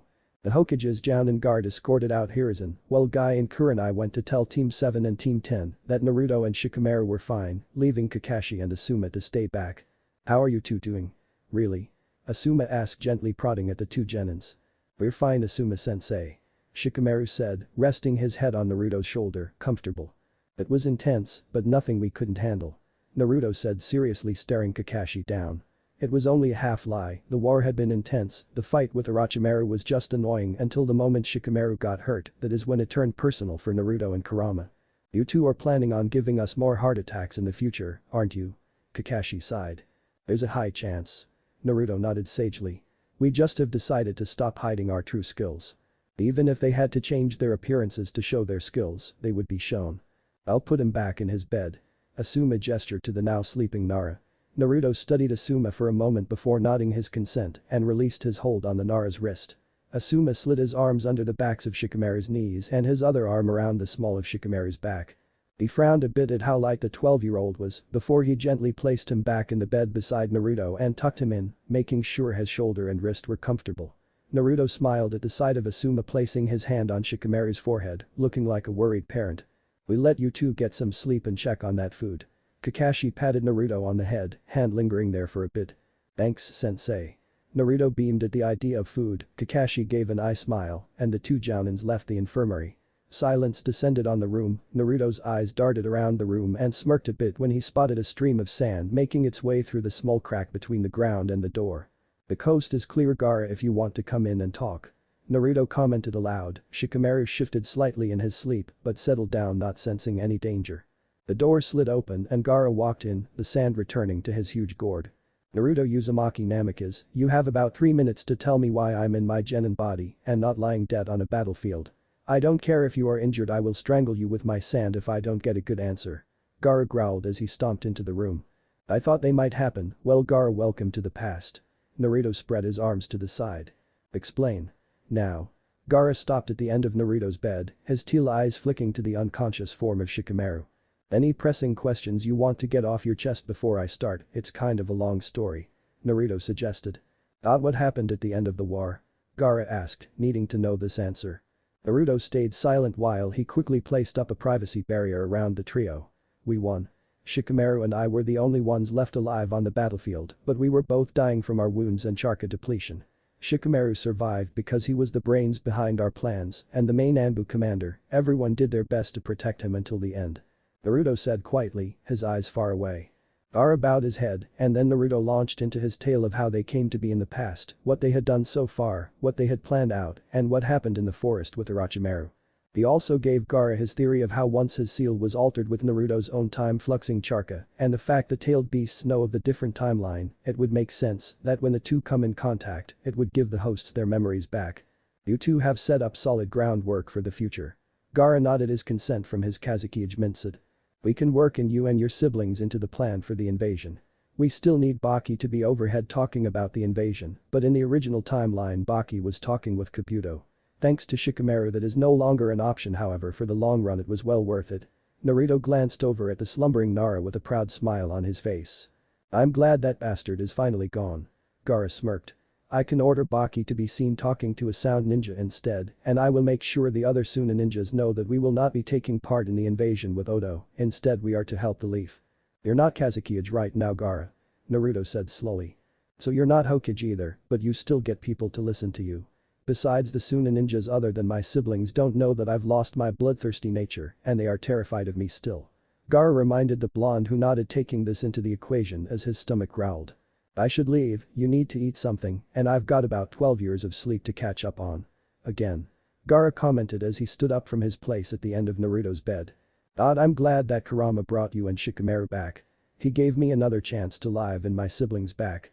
Gaara gave a soft smile before he left the room, giving Naruto just enough time to bring down the barrier before a medical ninja came in with 2 trays of food. She nodded her head at Naruto as she placed down the trays. She checked Shikamaru's wounds gently, having Naruto's eyes following her every movement just in case before she left. Naruto dug into his food, only now realizing how hungry he was and how much he really needed to have solid food in his stomach. He polished off his own food and noticed that Shikamaru was still fast asleep. As much as the Nara needed sleep, he needed food as well. Naruto slid out of his bed and started to poke Shikamaru's cheek. "Wake up, Shika, wake up and eat the food," he sang as he started to poke both cheeks and watched amused as Shikamaru's face twitched. "Food, Shika-chan, you force food on me all the time, now it's time to return the favor." "I hate you," Shikamaru ground out as he squinted up at the blonde who just beamed and helped his brother sit up. Yeah. Well, the bright side is that Gaara is our Gaara and is on board with our plans," Naruto said cheerfully as Shikamaru slowly ate his food. Shikamaru chewed thoughtfully. "It's good that he won't break Lee's limbs this time around, and it's really good that he's our Kazekage again." "I think so too." Naruto beamed happily. "Now we have 3 days to relax and get our energy back before the prelims begin." "Finished, can I go back to sleep now?" Shikamaru pushed his empty tray away from him. "Yes, you lazy Nara, you can." Naruto rolled his eyes as Shikamaru sank back into his pillows and closed his eyes. Naruto slid back into his own bed and decided to get some sleep of his own. Chapter 10. "Do you have a decent strategy to take out Kiba this time?" Shikamaru asked the blonde as they walked towards the prelim arena. "It's a pretty basic one that won't show any of my actual skill, but it is much more dignified than last time." Naruto shuddered in remembrance and Shikamaru snickered at his expression. "You're healed enough to take out Kin, right?" "It still twinges a bit, but I can take her out easy enough, and since Tusan knows how long we have been training, I can use a more advanced jutsus from my clan." Shikamaru poked his shoulder gingerly. Naruto nodded as they joined their teams and senseis on the platform surrounding a tiled fighting arena. He scanned the remaining genins, and somehow the rest of Kabuto's team had made it and were allowed to fight in the prelims. He tuned out the Sandame's speech about how they had to have prelim fights, and if anyone wanted to drop out they can, as the fights are one-on-one fights from here on out. He watched as a few people dropped out before the senseis took their teams aside for pep talks. Good luck team, I will hope for your success unless you are fighting each other, then I am not taking sides. Don't die out there. Kakashi told Team 7 with an eye smile. Sakura paled at the last remark while Sasuke ned. Rousing as usual Kashi-sensei. Naruto smirked and ducked the flick that was coming towards his head from the Jounin.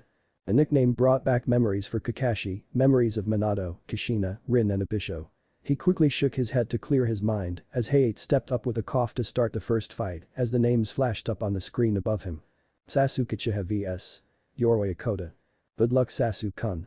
Sakura gushed and Naruto leaned on the railing as Sasuke passed behind him to head down to fight. Don't screw up team. Naruto sang in an answer to the cocky smirk the other preteen had on his face. Like I would dope. Sasuke shot back before he went to join Yoroi Hakoda to start the fight. Naruto and Shikamaru watched the fight with slight interest, just wanting to gauge where Sasuke's level was at without the curse seal interfering. Hakoda told Sasuke that he could steal Charka, and Naruto stayed silent this time around. He wanted to see how the Uchiha would get out of this without the curse seal or stealing Lee's Taijutsu's move. In the end Sasuke sent Shuriken at Hakoda as a distraction before he got in close with a low-rank Kaiten Jutsu and some Taijutsu moves he had learned from his training with Kakashi. He sent Hakoda into the wall behind him and it knocked him unconscious, making the Uchiha the winner. Sasuke smirked at the other genins as he made his way back to his team. "Top that dope," Sasuke said in triumph to the blonde. "It won't be that hard," Naruto thought to himself. "I'll do my best," he replied with a sarcastic bite, but the Uchiha didn't catch it however, from the amused look Kakashi gave him the older man did. Next was the fight featuring Zaku who had use of both arms but had one in a sling for show. Zaku was going against Shino like before and Naruto watched the fight disinterested as he knew how it was going to end. Just as before Shino won when he infected the wind tunnels in Zaku's arms. Disturbing but effective, a glance at Shikamaru told the blonde that the Nara was on the same wavelength. The next match was Kankuro vs. Misumi Tsurugi. Watching Kankuro wield his puppets once more felt good to watch, the blonde didn't even wince when the puppet master used one of his puppets to crush Misumi's bones. He had seen a lot worse in the war, Misumi should be glad it was only broken bones. The next one was Sakura vs. Ino. This time around they both ended up cutting their long hair off and Naruto saw a flicker of his timeline Sakura and the young pink-haired girl fighting below. Naruto smiled and spotted Shikamaru smiling fondly at the blonde as it ended in a draw like before. Then Ten jumped down to face Temari and Shikamaru leaned on the railing like he was using it to hold himself up, but he knew that he was watching Temari closely to see if his version of her was still in there and re-memorizing her movements so he would have something to go off of during the final round. Shikamaru still couldn't help but wince at the brutal way she took out Tenten. He knew the two had become good friends during the war when Tenten inquired about Temari's giant iron fan. The next matchup was Shikamaru Nara vs. Kintsuchi. Shikamaru sighed loudly as he shoved his hands in his pockets and headed down to the arena as Kin walked down in her snakeskin patterned scarf with a devious smirk on her lips. Shikamaru looked up to see Gaara give him a stiff nod and Naruto beam at him. He also took note the Sandame, Asuma-sensei and the others who were in the room during their debriefing were watching him closely. "Kick her ass Shikamaru," Ino called down, pumping her fist in the air. He raised his uninjured hand lazily. "This is going to be troublesome." Shikamaru groaned and he heard Naruto snort from the stands. "Begin."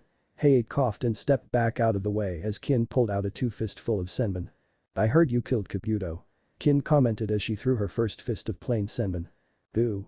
Shikamaru dodged out of the way lazily. "Don't play dumb with me." You took off his head. She screeched as she threw her other senbon out of anger. "Sorry, I've never beheaded anyone before." Shikamaru ducked down to avoid the senbon attack. "No matter, the guy was creepy as hell. I did hear you sustained some rather grievous injuries out there." She smirked as she disappeared in a substitution, a pile of senbon lying where she stood. Shikamaru whirled around as she appeared behind him, stabbing a senbon into his shoulder. He grunted at the new pain and hazily heard shouts coming from the stands. He took the attack and made a hand seal. Page Kubishibari Shadow Strangle. Shikamaru grunted and the black shadow extended from his feet. It swirled around her body and landed on her neck, tightening its hold, and she started to choke for air. From the vantage points around the room, no one could see the shadow that was strangling her. They just saw the two genin locked in a close position with Kin breathing deeply. "Vivaprayut I," he whispered to her, eyes hard and tone flat. She looked at him with wide eyes and nodded the best she could. He pulled back the jutsu just enough for her to talk. "I yield." She rasped out and Hayate nodded, accepting her surrender. Shikamaru released his jutsu and stepped out of her range. Your eyes. You're a killer. She muttered as she nursed her throat. Shikamaru just stared at her and pawed at the ground once with his foot before turning to head back to his team. There was a gasp from the gathered leaf ninja, and a few watch out as Kin threw poison-laced senbon at his unguarded back. Shikamaru whirled around, arms going up in an X to block his face and chest. There was no need to guard himself, as the leaf ninja present had taken their own action. Asuma was standing in front of his student with his trench knives out to protect Shikamaru, having used them to knock the poison senbon to the ground. Kakashi along with Guy had latched onto Kin's arms, Kurenai had a kunai pressed against Kin's stomach. You yielded and yet you attack him from behind. Kakashi growled. Shikamaru looked at the gathered jounin shocked, a subtle glance up in the stands showed him that Sand was silently returning to Gaara's gourd, arms still crossed, and Naruto was putting his hands back into his pockets as he stopped making hand seals. He nodded at the two in thanks before he turned back to the scene before him. Genma was escorting Kin out of the arena, and Shikamaru let out a breath of relief. This had not happened during the previous timeline. Are you alright, Shikamaru? Asuma asked as he fell into step with his student as they headed back up to the other leaf teams. I'm fine, thanks for the save sensei. Shikamaru smiled at his sensei who returned the smile before Shikamaru's friends surrounded him. I'm fine, don't worry you guys. Shikamaru calmed down the genin around him. I'm fine, even if the senbon had hit me I wouldn't have been too badly injured and the medical nin would be able to heal the poison before it could affect me. Oh yeah? What if it hit you in the neck or the head? Ino stomped up to him, anger all over her face, but Shikamaru could see the worry hidden in her blue orbs. Ino. Ino. He reached out and grabbed her waving hand and pressed it over his heart so she could feel it still beating, and right away all the anger disappeared from her body as she felt the steady thrum under her fingers.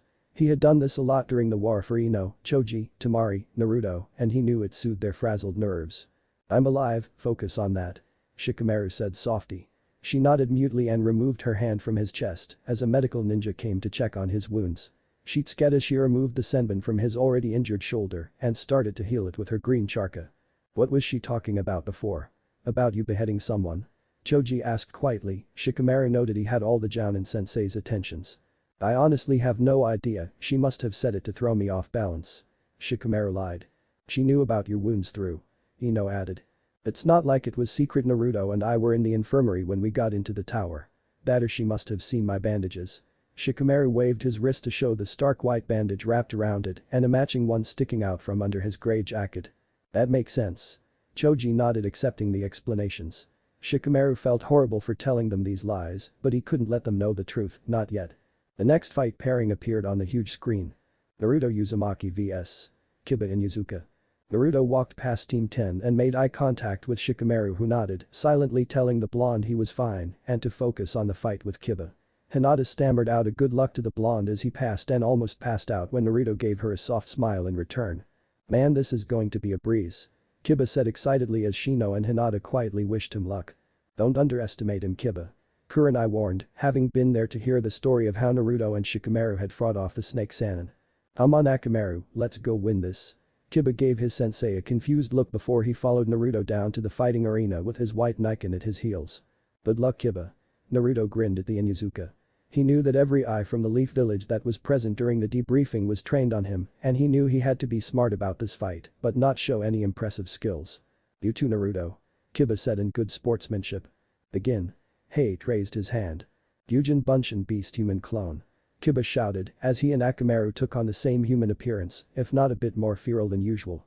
Naruto just stood there as the two ran and leapt around him in an effort to distract him. Thanks to Kurama being sealed in his body, Naruto had tamed his heightened senses and could already tell which one was Akamaru and which one was Kiba. He quickly made a hand sign and a dozen cage Bunshins appeared and rushed at the two Kibas, fighting them off while Naruto disappeared into the floor. Moments passed as the cage Bunshins disappeared one by one until none were left. The two Kibas stood side by side as they sniffed around trying to find Naruto. They let out yells of surprise as they sank under the ground up to their necks as Naruto leapt out of the ground a few feet away. Oten. Shinju's Anshu double suicide decapitation. Naruto grinned. The Kibas growled, but one sighed as the other started to wiggle around with no results. I yield. One shouted and Hade accepted it, announcing Naruto the winner. The blonde grinned and made a hand sign, and the two Kibas were released from the jutsu, and the Kiba on the right turned back into Akamaru who leapt up onto Kiba's head. Good fight Kiba, I just know that you will become one of the strongest Inuzukas out there. Yours and Akamaru's teamwork is very unique and effective. Naruto commented to the genin. Thanks man, I guess I shouldn't have underestimated you. We'll get stronger and we'll beat you one day, right Akamaru? Kiba shook Naruto's hand and Akamaru yipped in agreement. I'll be looking forward to it Kiba, Akamaru. Naruto shook Kiba's hand and petted Akamaru as the two headed back up to their teams as the names for the next battle showed up. Hinata Hyuga vs. Neji Hyuga. I was dreading this one. Shikamaru confided to Naruto, who came to stand with him instead of his team, Choji and Ino, moving to accept the blonde to the area where Team 10 was standing. Me as well. Too bad we can't pump my Charka into Neji and make him our Neji. Naruto commented in a very low voice as the two headed down to fight. I believe in you Hinata. Never give up. Naruto shouted down at the blue-haired girl who blinked and looked up at the blonde shyly. Neji just nodded and he stood stiffly, glaring at Hinata with so much hate that she visibly flinched back. This is going to be painful to watch. Shikamaru grumbled as he tightened his grip on the railing in front of him as the fight began and Neji ruthlessly attacked his cousin while verbally tearing her down. Once he disrupted the Charka flow to her arms, Naruto was ready to leap in to stop Neji from killing her as he rushed forward for the final strike, but Shikamaru's hand latched onto his elbow. I want to go down there too, but we can't blow our cover. We aren't supposed to know this is going to happen, remember the Jounins interfere. Shikamaru hissed and Naruto locked eyes with his Anbu commander before slowly nodding and relaxing, knowing he was right. They watched tense as Hinata refused to give up even as she stared death down in the form of her cousin, but Hayate and the other Jounin senseis leapt in and stopped Neji and protecting her, just like when Shikamaru was attacked by Kin. Naruto kept an eye on Hinata as she was taken out of the arena on a stretcher, and Neji rejoined his team who eyed him with shock and some disgust. I'll bring our Neji back during our battle. Naruto swore to Shikamaru as the second to last match came up. Rock Lee vs. Gaara. This should be a good fight. Shikamaru commented as Lee dropped down into the fighting area as Gaara used his sand to lower him down. Show off. I don't think I've ever seen him walk normally. Shikamaru muttered to Naruto who snorted and Gaara sent the two a look like he knew what they were saying. Naruto just smiled cheekily at the Kazuki-age before Hayate began the final fight. Gaara crossed his arms and let his sand defend him as Lee attacked with his taijutsu moves. Gaara kept his eyes on Lee and frowned as he saw Guy give Lee permission to open the gates. Gaara lashed out with a fist and the sand wrapped around the genin, stopping him from opening the gates and kept him in a ball of sand. Not too much pressure as he didn't want to be the reason Lee had all his limbs broken again. Time went by and Hayate had no choice but to announce Gaara the winner and the Kazuki-age released the green-clad genin and walked over to him. Good match Rock Lee. He said his tone flat like usual. You are our most youthful opponent Gaara-san. I look forward to fighting against you in the future. Lee bowed to the Reed who nodded back, suppressing a smile. Me as well. Gaara turned on his heel and strode up to his siblings, smirking at Naruto and Shikamaru, who sent him their own smirks in return before they turned to Lee to offer their own encouragements. I'm glad you didn't use the gates Lee. Guy said after he came back over from talking with a standby medical ninja. If you did then who knows the damage it could have caused if you used it against his sand. I understand Guy-sensei. Lee snapped off a salute. I will train harder than before to make my body strong enough to use the gates and to make you proud Guy-sensei. Lee. Guy-sensei. The two did their dramatic rainbow and waterfall hug and Naruto rubbed his neck. I forgot they did that. He commented and Tenten snorted. They do it every day at the start and end of training. She rubbed her forehead annoyed. Ouch. Shikamaru winced in sympathy and she nodded in agreement to his statement. The final match-up appeared on the giant screen. Osu Kanuta vs. Choji Akimichi. I don't like the looks of this guy, if he's anything like that Zaku guy, I'm not sure I want to fight him. Choji turned to his team worried. His headband shows he's from the sound, he must use some sort of sound vibration, so be careful. Shikamaru theorized. More reason not to fight him. Choji waved his arms. If you go and give it your best then I'll treat you to dinner. Asuma offered and Choji straightened up, suddenly full of energy as he walked down to the arena. Bribery, nice. Kakashi commented to the other Jounin. It works well with Choji, usually for Shikamaru it's Cloud watching her Shogi and Ino, I have to come help deliver flowers for her family shop or carry her bags while she shops. Asuma admitted to the silver-haired Jounin. I should try that. Kakashi muttered glancing at his team. Sakura was still resting against a wall and Sasuke was leaning on the same wall a few feet down from her, not looking at her even once. Naruto was standing with Shikamaru and Ino, looking worried for Choji, but shouting encouragements anyway. Shikamaru knew that even with his warning Dosu would win against Choji, he just really hoped Choji wasn't injured too badly. This timeline's Choji didn't see Dosu in action before, but much to Shikamaru's relief the match went the same way it did in his timeline. Choji gave a good effort, but Dosu used his sound waves to disrupt the water in Choji's body and ended the fight. Thus was the end of the prelims and the second part of the Chunin exam. The winners stood in front of the Sandaime as the names for the next part of the exam appeared. Naruto Uzumaki vs. Niji Hyuga. Sasuke Uchiha vs. Gaara. Shino Aburam vs. Kenkuro. Shikamaru Nara vs. Tamari. Dosu vs. Undetermined. Dosu looked up into the stands at his sensei, who Naruto and Shikamaru had an idea that it was actually Orochimaru in disguise. The sound ninja raised his hand and the Hokage. Yes. He looked at the sound ninja. I withdraw. He stated and the Hokage nodded accepting it. Then the matches are set and will take place in 2 weeks. Good luck to you all and good job in getting this far. Sandaime said, a clear dismissal. The team senseis grabbed onto the genins who couldn't teleport and shushin out of the tower and the forest of death. All the Konoha teams appeared where they had all gathered before the 5 days, and many families and friends were waiting for the returning genins. Ishino and Shikaku swept up Naruto and Shikamaru into tight worried hugs when they were spotted. We're proud of you too. Shikaku smiled at the two, his eyes taking in Shikamaru's injuries.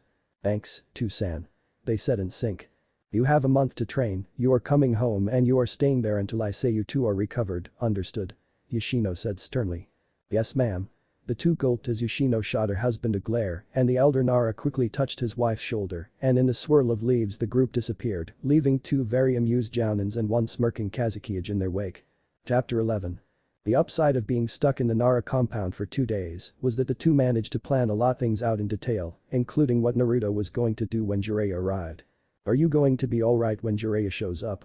Shikamaru asked Naruto as the two played an intense game of shogi in Shikamaru's room. If I can manage seeing everyone else, I think I'll be able to manage Iro-sennin. Naruto smiled fondly at the thought of seeing his godfather alive once again. Try not to show him that you know more than he does about the Rasengan. Shikamaru reminded his Hokage glancing up from the game. I'll also try my best to look unimpressed when I summon a tadpole. Naruto deadpanned and Shikamaru rolled his eyes. Knowing you, you would accidentally summon the Nadesingama 2 great sage toads. Shikamaru joked but fell sober when Naruto nodded at the very real possibility. I'm thinking of letting Iro-sennin and Jiji know that I know who my Two-san is. Naruto made a move against the Nara. Might as well, it would set you up to learn the Rasengan and I know you want to learn more about him and your Kasan, so this is an amazing chance to do so. Shikamaru agreed and Naruto smiled happily. I'm sure Two-san will have heard about our performance in the exam so far and will be tracking you down for a game soon to try to get a red on us again. Naruto said cautiously. Looking forward to it. Shikamaru smirked. What are you going to do Shika? Naruto snickered at the glint the Nara had in his eyes. Throw him off our trail, but hinted what is to come. Shikamaru said innocently as he beat Naruto, the blonde fell backwards with a groan. So Two-san has no clue what is going to hit him. Naruto stated from his place on the floor. Are you going to the forest while I'm with Jiji and Iro-sennin? If I can avoid Two-san long enough yeah I think it would be better to do so, I'm also going to set up the trap for when I run into that bastard hiding again. Shikamaru's face turned dark. I'm not letting Asuma die this time around. That's why we are here, no one is dying on our watch. Naruto said seriously as he rocked back up into a sitting position, his legs crossed. Hi. Shikamaru said out of reflex as Naruto's voice had changed to his caged tone. Aki should be overheard talking about the invasion with an Odo ninja tomorrow, so today we can focus on others things today, because things are going to get real tomorrow. Shikamaru murmured as he reset the shogi board and the two fell silent just in time as Shikaku knocked on the door with an Anbu in tow. Naruto-san, Hokage-sama wishes you to come to the tower with me. The Anbu ordered and Naruto gave a stiff nod as he stood up. I will be there soon, I need to get changed so you are dismissed. Naruto ordered back as he passed by Shikaku and the Anbu, who blinked at the tone of voice but disappeared in a swirl of leaves nonetheless. Shikaku raised an eyebrow at his son, the young Nara just gestured to the shogi board. I was informed of what happened in the Forest of Death and the prelim fights. Shikaku said causally as the two started their game. Oh? Shikamaru made a move. Both of you took on a Sannin on your own and came out alive. Shikamaru could hear the pride, worry and confusion laced in his father's voice. Basically. Shikamaru nodded. I also heard you almost died because the sword that stabbed you in the shoulder turned into a snake and poisoned you. Shikaku went on to say slowly. Almost, good thing Nara is a fast runner. Shikamaru said absently, hand rubbing his newest shoulder wound. I know there is something that you are not telling me Shika-chan. Shikaku stated as he crossed his arms in his large sleeves. What is your theory, Tusan? Shikamaru tilted his head to the side, resting his chin on his left hand. It's incomplete as of yet. Shikaku said easily. Let me know when it is complete. Shikamaru nodded and was about to make another amateur move when his father gripped Shikamaru's wrist. Shikamaru's body tensed and eyes darted up to look at his father. Shikaku dropped his son's wrist in shock at the danger, wariness, sadness and age that he could pick out in Shikamaru's eyes. He took a breath to compose himself before he placed his hand back into his sleeve. You are not playing to your full potential, Shika-chan. We both know the move you are about to make is amateur at best and will cost you the game. Shikaku said calmly. Let me know when your theory is complete. Shikamaru repeated as he changed his move, knowing that in one more move from any angle he would win. The young Nara stood up, bowed his head to his father before he left his room. Shikaku stared at the board and realized that his son had outplayed him completely, all while protecting the king absolutely. What happened to you, Shikamaru? Shikaku muttered to himself as he cleared off the board. Naruto leapt roof to roof easily as he made his way to Hokage Tower, his heart was pounding hard in his chest. He was going to see Iro Sennin again, this time he was being properly introduced and he wouldn't have to force the Sannin to train him. He would have his godfather back and the blonde Uzumaki Namikaze couldn't wait as he unconsciously picked up his speed. Naruto easily scaled the tower by putting his charka into his feet and he slid open the window in the Hokage's office, making sure to flare his charka so he wouldn't be attacked. I do have a door for a reason, Naruto-kun. Hiruzen said fondly, blinking at the lack of bright orange. Why would I use the door when I could enter through the window? Naruto tilted his head confused as he landed on the floor of the office and dusted off the black pants he stole from Shikamaru. But so important you had to interrupt my day off, Jiji. I was planning on beating Shika in the next game. Naruto asked, trying his best not to sound excited as he had come up with a new strategy.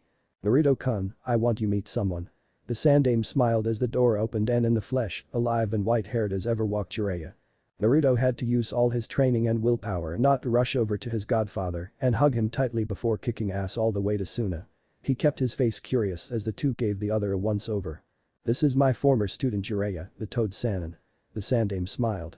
Jiraiya? Wait a second. You're the one who writes those pervy books that Kakashi-sensei reads all the time. Naruto shouted, pointing a finger dramatically at the white-haired Sannin. You're an Iro Sennin. Jiraiya's eyebrow twitched as Hiruzen snickered at the name and Naruto just smirked. Why did you want me to meet Iro Sennin? Naruto asked, the third acting confused. Jiraiya is a seal master and I called him to make sure your seal containing the Kyuubi is intact. The Sandaime laced his fingers together. A seal master? Naruto looked wide-eyed at Jiraiya. That's right, brat. Jiraiya puffed out his chest in pride. I'm one of the best in the world and have taught the others, like the one who placed that seal on your stomach. You taught the Yondaime? Naruto asked, eyes wide in fake excitement. Do you think I look like him? I think I look like him. Naruto was very amused at the confused look that crossed Jiraiya's eyes and the shifting from the Sandaime. Don't let him see the seal, remember physical changes like scars, tattoos and seals came back with you. Kurama hissed inside Naruto's head. Ah, I remember now, thanks for the reminder. How is your family reunion going? Naruto mentally nodded. Don't even start, I've got a massive headache and here I thought you were annoying. Kurama whined. I'm not looking so bad, am I now, fuzzy? Naruto mentally laughed before he turned his attention back to his godfather. Tell you what, kid, why don't you let me check your seal and we'll talk? Jiraiya offered after Naruto crossed his arms and gave the white-haired man an unimpressed look. I don't think so, Iro Sennin. Like hell I'm taking off my shirt for you. Naruto refused. Can't you feel my charka or something like that? Fine, you little brat, flare your charka for me. Can you do that? Jiraiya asked with an annoyed look on his face that Naruto had seen many times. Yes, I can do that, Iro Sennin. Naruto snarked and he flared his charka, it rose up to a high level and covered the whole room.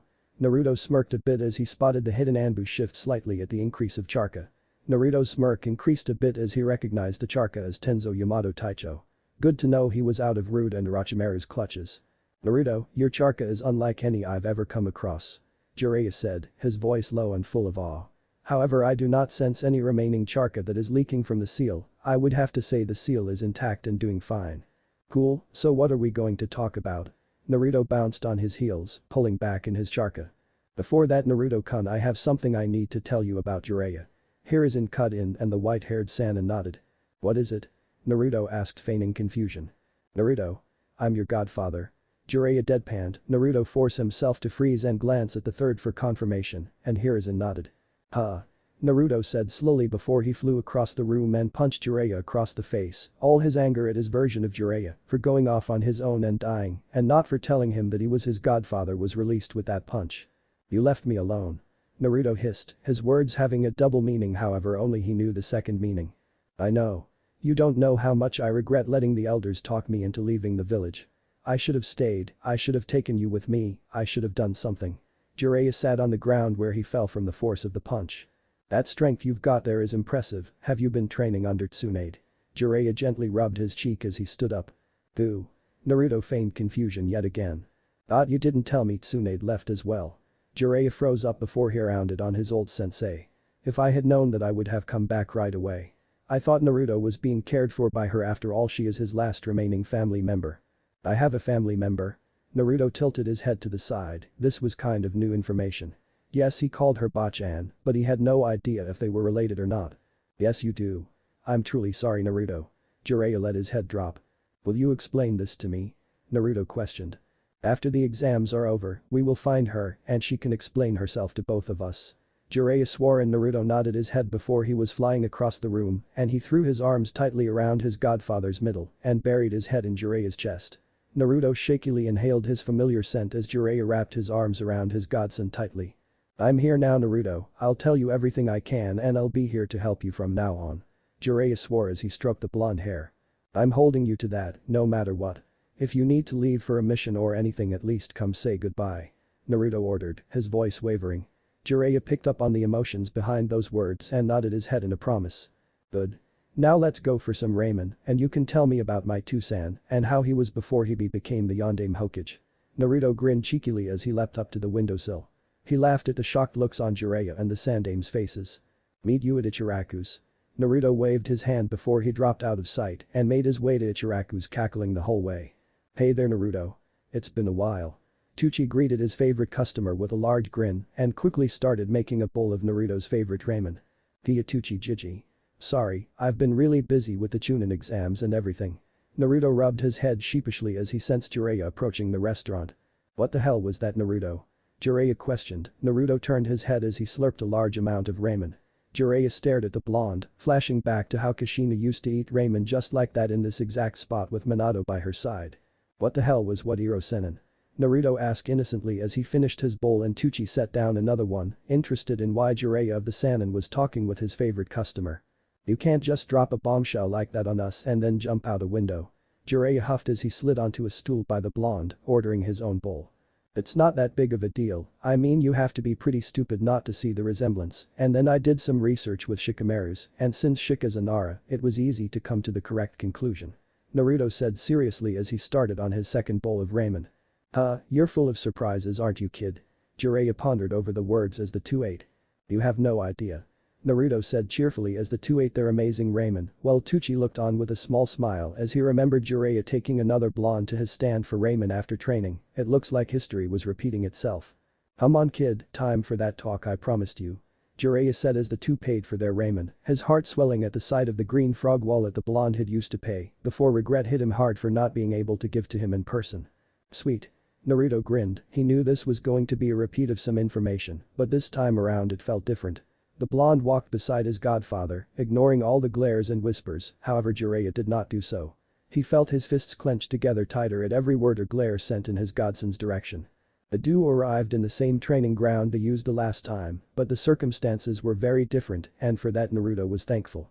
He was really hoping he wouldn't be chucked off a cliff this time around. "I wouldn't mind seeing that again." Kurama chuckled lowly in Naruto's mind. "Remember Fuzzy that if I go, you go with me." Naruto shot back and the Kyuubi huffed before falling silent as Jiraiya turned to look down at the blonde.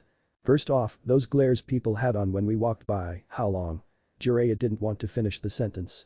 "Ever since I was born, but I've grown used to it and I simply don't care anymore." Naruto said honestly. "It is not right, they have no idea." Jiraiya gritted his teeth. "You're right, they have no idea and it better to keep it that way for their own safety." Naruto insisted and Jiraiya shook his head. "That is something your Two-san would have said." Jiraiya stated fondly with a smile on his lips. "Speaking of, how did you know who your Two-san is?" "I have the smartest Nara in the Genius clan for a best friend, figure it out." Naruto said cheekily. "I want to know about Two-san as a person and his skills." I can tell you all about him, kiddo, I promise, but don't you have to train for something important? Jiraiya ruffled the blonde spiky hair. Oh right. I have to fight Niji Hyuga. Naruto wrinkled his nose, he really rather not fight one of his best friends, but this version of Niji needed a swift kick in the ass and to be shaken out of his destiny shape of mind. It will be extremely troublesome, but looks like I have to outlogic him. You sound like a Nara, let me give you something before you start training for the fight. Jiraiya chuckled before he pulled the giant scroll off his back and rolled it out in front of the two. This is a summoning contract, Naruto, it is a contract for toads, and I want you to sign your name. It makes sense that you are the next one to make a contract with them after all. Naruto fell to his knees and stared at the scroll, praying that his name wasn't there, and thankfully it was not. He smiled softly as he easily traced his father's name before he pulled out a kunai and swiftly sliced his skin open. Right here, under my 2-sen's name? Naruto asked, voice shaky as he stared at Minato's name. That's right. Jiraiya blinked at how easily Naruto had sliced open his hand, he watched as Naruto signed his name in blood and stared at the name as it sunk into the contract. Naruto Uzumaki Namikaze. It is my name after all. Naruto smirked, noticing the Sannin was staring as his hand healed up thanks to Kurama. Alright then. Do you know how summonings work? Jiraiya asked, tearing his eyes away from the scroll. I cut my thumb, make the correct hand seals and slam my hand on a surface while saying Kuchiyas no Jutsu summoning jutsu, right? Naruto rocked on his heels. Right, why don't you give it a shot? Don't be too disappointed if you can only summon a tadpole at first. Jiraiya prepared the blonde so he was not disappointed or frustrated. Iraigo Iro Senin. Kuchiyas no Jutsu summoning jutsu. Naruto made the needed hand seals, bit his thumb with practiced ease, and slammed his right hand onto the ground as seals spread out from his palm and a huge puff of smoke appeared. Jiraiya watched in shock and awe as the smoke cleared. Gamabunta, one of the chief toads, appeared and Naruto was sitting cross-legged on the toad's head. You would summon Gamabunta on the first try, Naruto? Jiraiya said, amazed. Brat, get off my head. Gamabunta said, his tone rough, but the undertone was one of fondness. Why? I can see everything from up here. How did I do, Iro Senin? Naruto waved his arms down at his godfather. Jiraiya, I'll be damned. Good to see ya. Gamabunta grunted, a smile appearing behind his pipe. Naruto, you just summoned one of the chief toads on your first try. Jiraiya shouted up to the blonde. Nice to meet you, Chief Toad, sir. Naruto smiled knowingly at Gamabunta, who grunted in response. So you're Namikaze's offspring, huh? Tell you what, brat, if you can survive the rest of my day on my head, I'll accept ya. Gamabunta told the blonde, the silent for old time's sake was heard between the two. When I do it, you better call me boss. Naruto laughed loudly before he adjusted his position so he could cling to Gamabunta. That'll be the day, see ya at sundown, Jiraiya. Gamabunta puffed his pipe before he leapt up into the air, Naruto whooping in excitement as he and the toad disappeared, leaving Jiraiya standing alone below. So you mind explaining what is going on, brat?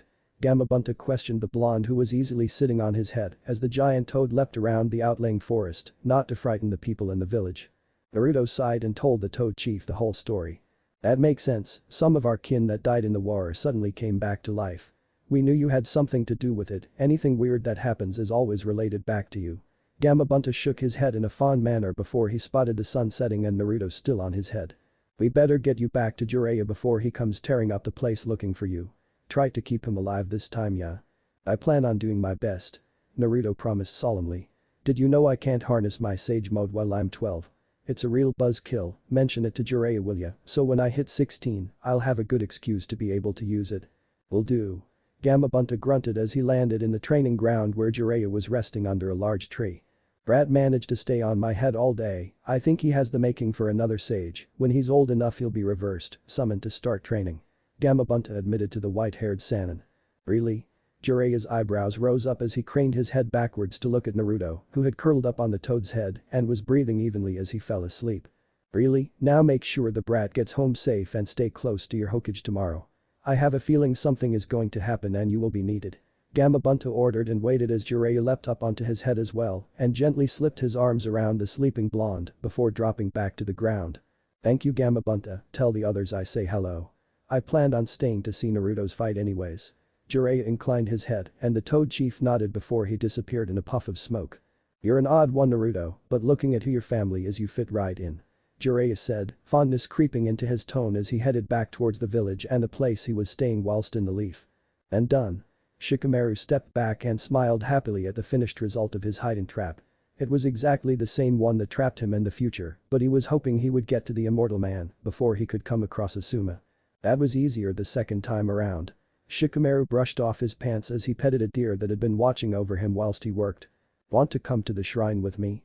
Shikamaru asked the deer. The animal tossed its head before walking off in the direction of the abandoned shrine belonging to his clan, long forgotten until now. He and the deer strolled deeper into the forest than the rest of the clan had ever ventured, not even his two-san. He spotted the small wooden ancient shrine that was overgrown with weeds, flowers and vines. "Thanks for the company." Shikamaru fed the deer a carrot from his pocket and watched as the deer disappeared into the dense forest. Shikamaru gingerly walked up the broken old stairs and he walked into the main area of the shrine with purpose. He knew what he was doing this time around, causing him to head straight for the hiding spot that took a while to find last time. He put some effort into it for once and pushed open the lid of the dust-coated wooden box that held the item he was looking for. "Prefect." Shikamaru blew the dust off the summoning contract scroll. "I hope they remember me, it would be troublesome if I had to go through all that proving myself stuff again." He unrolled the scroll across the ground by his feet and glanced over the names of the ancient Naras who had signed the scroll before he had while noticing his name was not there. Pulling out a kunai, Shikamaru sliced his palm open and quickly signed his name on the next blank space. He rolled up the scroll before he put it back in its proper place, knowing it would be safe there and headed back out of the shrine. "Here goes nothing, Kuchiyus no Jutsu summoning jutsu." Shikamaru slammed his palm against the grass and watched as black seals spread out and a column of smoke appeared a few feet in front of him. "Shikamaru Nara, it has been a long time since I've seen you."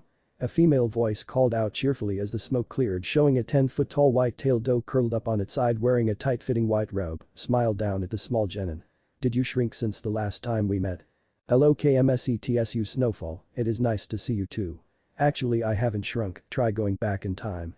Shikamaru smiled up at the chief female of the SH2 Shikaichizoku deer clan that the Naras had a summoning contract with, but over time and the lack of wars it had been buried away. "Ah, that makes loads more sense than you having shrunk." Kusetsu laughed. She was always a cheerful one, but if you were an enemy then you would be haunted by her laugh afterwards. "My darling Shiro White suddenly reappeared, so we theorized that you and your blonde Hokage had something to do with that." "Good conclusion, Kusetsu." Shikamaru smiled. "I wish to hold the contract in this timeline as well. I don't have to prove my worth again, do I?" Shikamaru asked, dreading the answer as the doe inspected him.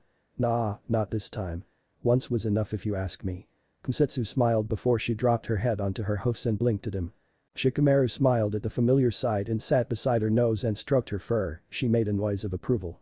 "Thank you, it would be beyond troublesome." Shikamaru admitted. "Agreed, now before I give you back what belongs to your clan I want to take a nap." Kusetsu yawned. "Not for too long, okay? I don't want my two-san coming to look for me and find you here." Shikamaru told the giant battle doe. "Ah, keeping us a secret are we? It's like an affair." Kusetsu laughed before she lifted a front leg and a small ball of darkness appeared and floated down to Shikamaru's feet. The darkness receded and laying in its wake was a beautifully crafted katana, looking like it was made out of shadows itself. "Page no edgy shadows edge." Shikamaru sighed out happily as he picked up the familiar katana and drew the blade swiftly. If you looked hard enough, you could see the obsidian blade moving as if it was made out of shadows. Shikamaru smiled as he made a few swings and he fell back into his kenjutsu stance and with Kusetsu watching him happily, he practiced his stances and getting his genin body used to the weight of the katana. "Looking good Tsukashi Shika little dear." Kusetsu commented as Shikamaru finished his practice and slid the katana back into its pitch black sheath. With a sigh he pulled out an empty scroll and sealed the beautiful katana into it before placing it back in his pack. "I should let you get back to Shiro." Shikamaru smirked at the battle doe that blew out air from her nose as the sun had lowered down past the treetops, throwing shadows everywhere as if in a dance. "I suppose so, I will see you soon Tsukashi Shika." Kusetsu inclined her head. Shikamaru smiled before the giant doe disappeared in another puff of smoke. Shikamaru took a few calming breaths before he headed out of the forest and back towards his family's compound. He had a feeling that Naruto wasn't coming back tonight, he should tell his parents that so they did not have to worry. No, the worrying will come tomorrow with the Chunin exam's final round. Let the invasion begin. Shikamaru muttered to himself, fingering the scroll that had his katana sealed into. Chapter 12. The day is the day that will determine our fate Shika. Naruto said somberly as the two perched on top of the Hokage monument in the early morning of the day of the final rounds of the Chunin exams. Bara sent a message, Baki was overheard, and the Sandaime has been informed alerting all Anbu, Jounin and Chunins. Is it time for the next step in our plan? Hi. Shikamaru nodded. We need to take out the sound fork quickly and discreetly. They should be posing as bodyguards for the fake Yondaime Kazukiage aka the Snake Team. Alright, Akito, it's time to put our plan into action. Naruto stood up and the duo made a hand sign, their permanent bunchins appeared in their places as the real versions of Naruto and Shikamaru hinged into Akira and Akito Kazama. Ready, Akito? Akira attached Raijin to his hip while Akito slung Kage no Eji across his back and double-checked his trench knives. Ready, Akira, I am taking Taiya and Jirobo out if you don't have any quarrels with that. Akito flexed his fingers. I'll take out Kitamaru, Seiken Yukin and Kamimuro if he shows up then. Akira nodded his agreement before the two took off. Akira following their charka, having a sensor type on your side was a bonus sometimes. They are not all together and the Snake Team is nowhere near them, so stealth attacks from here on out. Naruto reported before signing the coordinates of where Taiya and Jirobo were located. Akito nodded once before he splintered off to complete his part of the mission. Akito hit his charka and landed on a branch silently overlooking a waterfall and a small clearing where Taiya was polishing her damned flute. Page Nui shadow stitching. Shikamaru muttered as he watched as his shadows traveled up behind the redeed and lashed her limbs into place, flute far from her mouth. What the fuck is this bullshit? Who's out there? Come out here and face me, you bastard. Taiya shouted out in anger. Page Kubishibari shadow strangle. Akito smirked and watched from his branch as the black shadow formed a hand and tightened around her neck. He focused a bit more as she gasped for air and with a clench of his jaw, her neck snapped in half and she hung limply in the shadow's grasps. Pain. Bikakyu no Jutsu fire style. Fireball Jutsu. Shikamaru watched pleased as Taiya's body burned away to ashes and scattered across the water before they flowed down the waterfall. Now we're even, you bitch. Akito growled as he headed towards his next target. Akira smirked as he spotted Kitamaru stretching out his 6 arms. He had to make sure not to get in close as from what Niji told him, this one was easily a Jounin level to Jutsu user. Akira silently made 5 more clones of himself including Raijin, and from behind Kitamaru the Akiras stuck. In one swift and silent motion the Akira sliced off all 6 arms, one hand from one of the clones was covering Kitamaru's mouth to silence his screams. 2 of them sliced off his legs at the knees and the real Akira grimaced but he slid the blade through Kitamaru's neck and jumped back as it hit the ground with a thud beside his detached limbs. Pain. Gakakyu no Jutsu fire style. Fireball Jutsu. Akira waved a hand and the clones shot 5 small fireballs at the limbs of Kitamaru and watched pleased as they burnt up easily. He flicked his finger and a silent Futen Jutsu sent the ashes flying up into the sky and they scattered. Akira let his clones disappear and he headed toward Seiken Yukin swiftly as the wind itself. Akito watched as Jirobo munched on a bag of chips, eerily remind the redeed of Choji, he shook off that thought. This bastard had almost killed Choji and for that he would die in a more personal style than he killed Taiya, but he had to stay away as this ninja could absorb charka and he used his size and strength to his advantage. Hajime no Jutsu shadow possession Jutsu. Akito intoned and watched as his shadow caught Jirobo's. The Odo Nin growled when he found he couldn't move as Akito dropped out of his hiding place and the two walked towards each other. Akito drawing Kage no Eji while Jirobo copied the movement but his hand closed around nothing but air. Who are you? Jirobo growled angrily as he eyed the katana. Your executioner. Akito said in a flat tone. With a flick of his wrist, Jirobo's head was separated from his neck in a spray of red blood. Akito released his jutsu and fired a small ball of fire at the 2 remaining pieces of the ninja and smirked as the ashes disappeared in the breeze. That was for Choji. Akito growled before he disappeared back into the shadows of the trees. He had to meet Akira at the rendezvous point to finish off phase 1 of their invasion plan. Akira looked down at Seiken Yukin as the 2 brothers bickered, he could not sense Kamimuro's charka anywhere in the leaf. If what he heard from Lee and Gaara was correct, he must have left to get treatment from Kabuto but died from his sickness nonetheless before he could actually kill the 2.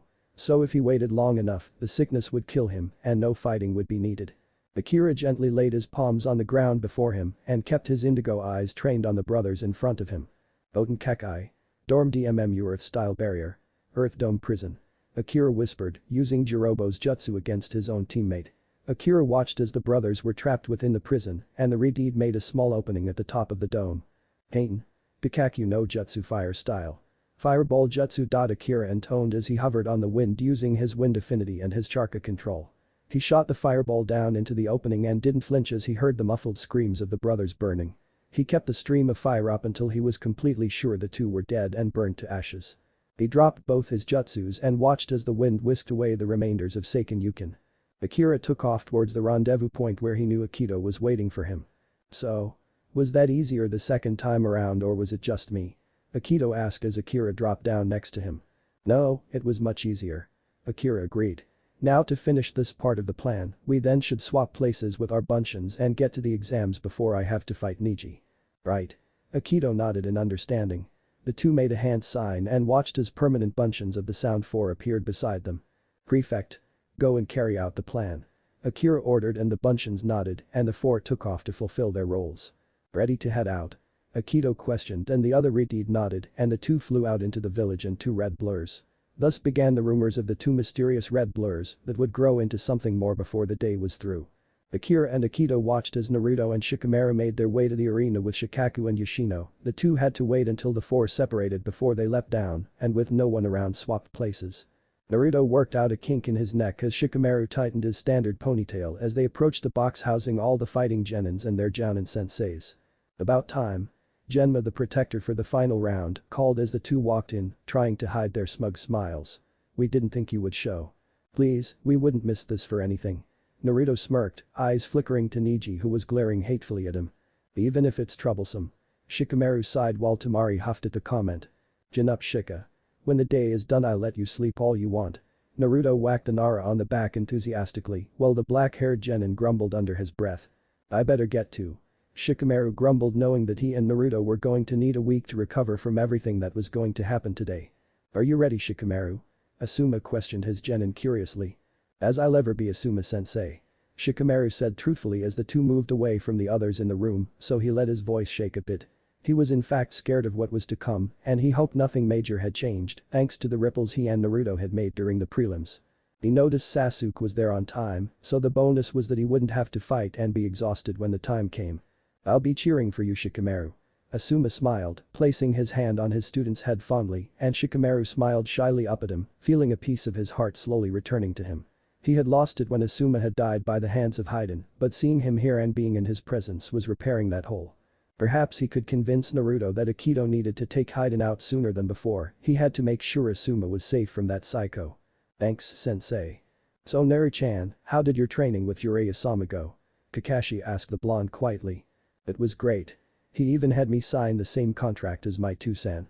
Naruto beamed and was glad to see the eye smile Kakashi was giving him. That great Naru-chan, I'm sorry I couldn't train you or even come see you. Yoshino-san is very violent when she has charges in her care. Kakashi shuddered and Naruto had to fight down a blush. It's okay Kashi-sensei, I understand why you had to train Sasuke, I really do and I agree. Ka-san is terrifying and any man with some sort of brain wouldn't go against her rule. Naruto shuddered the mere idea of fighting against Yoshino. Ka-san? Kakashi asked confused and Naruto's cheeks heated up more. Yoshino-san. She and Shikaku-san asked me to call them Ka-san and Two-san if I felt comfortable doing so. I'm not saying it out of disrespect for my real Ka-san and Two-san as I love them both so much, it just feels nice to have someone to call that. Naruto whispered and Kakashi nodded in understanding. I understand Naru-chan, I know that your parents wouldn't mind you doing so. They were good friends with Yoshino-san and Shikaku-san. Naru-chan, I want you to do your best out there and know that I'm cheering for you. Kakashi smiled as he pulled out his book. Naruto rolled his eyes at the book. Thanks, Kakashi-sensei. Naruto beamed. Do you know where Jiraiya-sensei is? Ah, I believe he is acting as the Hokage's bodyguard. Kakashi scratched his eye and Naruto glanced at the box housing the cages and there was the Sannin, standing between the Kazekage and the Sandaime. He was giving the Kazekage a suspicious look every so often. The Sandaime stood up and cleared his throat as the arena fell silent. The Hokage gave his opening remarks and welcomed everyone to Konoha. Naruto tuned out the speech, having heard it before and not too keen on hearing it again. He turned his attention to Gaara who was staring at the box where Orochimaru was posing as the Yondaime Kazekage, having killed the real one. Gaara was gripping the fabric of his sleeves tightly as he glared. First match up. Niji Hyuga of Konoha vs Naruto Uzumaki of Konoha. Genma called out and Niji walked out into the arena. Go on then. Shikamaru made a shooing motion at the blonde who rolled his eyes before standing up on the railing. I've got to make an entrance Shika, you know me. Naruto smirked before he threw himself off the railing. He tucked into a ball and spun a bit before he landed on the ground gracefully and waved cheerfully up at the crowd. Niji growled lowly at the side as the blonde stopped a few feet away from him with Genma in between the two. Alright you two, you know the rules. Genma said around his senbon. Ready? The two nodded in response. Then. Begin. Genma backed up as Niji sank into his clan stance while Naruto stood there simply. Niji growled and rushed forwards, and in a blur of movement the two started their dance. Niji lashing out with his cleansed Jukenpo gentle fist and Naruto just dodged out of the way, thus angering the Hyuga even more. Naruto had subconsciously tuned out all the words about destiny and fate the Hyuga had been spewing for the whole battle, as he had heard it all before and had no desire to hear it all again. It was painful to see one of his best friends back as his old hate-filled self again, and Naruto decided it was time to out-logic and anger him. "Sorry, I didn't catch a word of that." Naruto wiggled his pinky in his ear as he leapt back from another attack. He could see the steam coming off of Niji's face as the Hyuga growled like an animal and sank into a familiar stance. "You dare, take this. Haki Rakujikyun SHM Gentle Fist Art. 8 trigrams 64 palms." Niji used the attack that only main branch members were allowed to learn. Naruto stood his ground and let all the blows hit him dead on before falling to the ground. "This battle is finished and your destiny to lose to me is complete." Niji sneered, but Naruto just smiled around the blood trickling out of his mouth before the blonde disappeared in a puff of smoke, showing he was a cage bunshin. "What?" Niji scanned the arena for the blonde while the ground shook around him, but before he could react Naruto burst out of the ground like last time and sent a Charka-infused punch right into Niji's jaw. The force sent the Hyuga flying into the air, he landed with a grunt and Naruto sent a spray of kunai at the Hyuga, pinning his clothes to the surface of the arena before he squatted next to the Hyuga so only Niji could hear his words. "I believe we can make our own destiny, Niji, and I know you believe that as well. After all, aren't main branch members the only one allowed to know 8 trigrams 64 palms? That is your own way of breaking the destiny you think you are tied to for not being born into the main branch.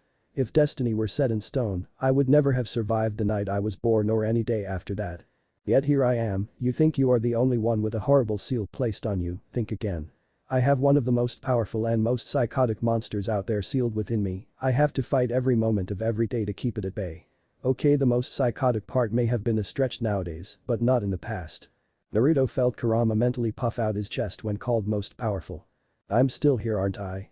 I make my own destiny, Niji, and you are well on your way to make your own. Don't let your hatred of the past cloud your future. You have to accept it, try your best to understand it, and then you have to work for a brighter tomorrow. What do you say, Niji? Do you want to work together for a brighter future?" Naruto finished his speech to the genin who was now looking up at Naruto wide-eyed. "Naruto Uzumaki. You are something else." Niji swallowed and averted his eyes.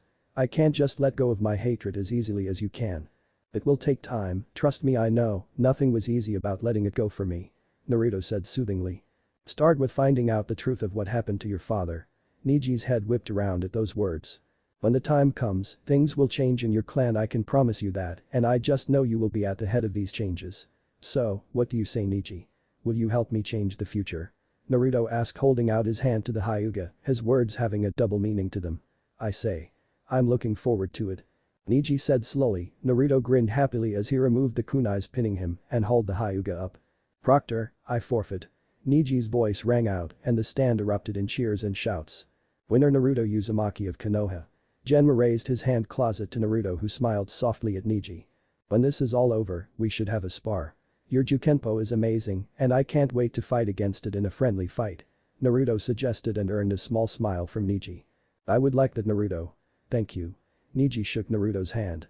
"Aw, it was nothing." Naruto blushed as the two left the arena. Niji swallowed when he saw Hiashi waiting for him. Naruto patted the Hyuga's shoulder before walking past the head of the Hyuga clan with a heavy glare set in his face and he made sure Hiashi could see it. "So how was that for outsmarting him?" Naruto asked Shikamaru when he entered the box.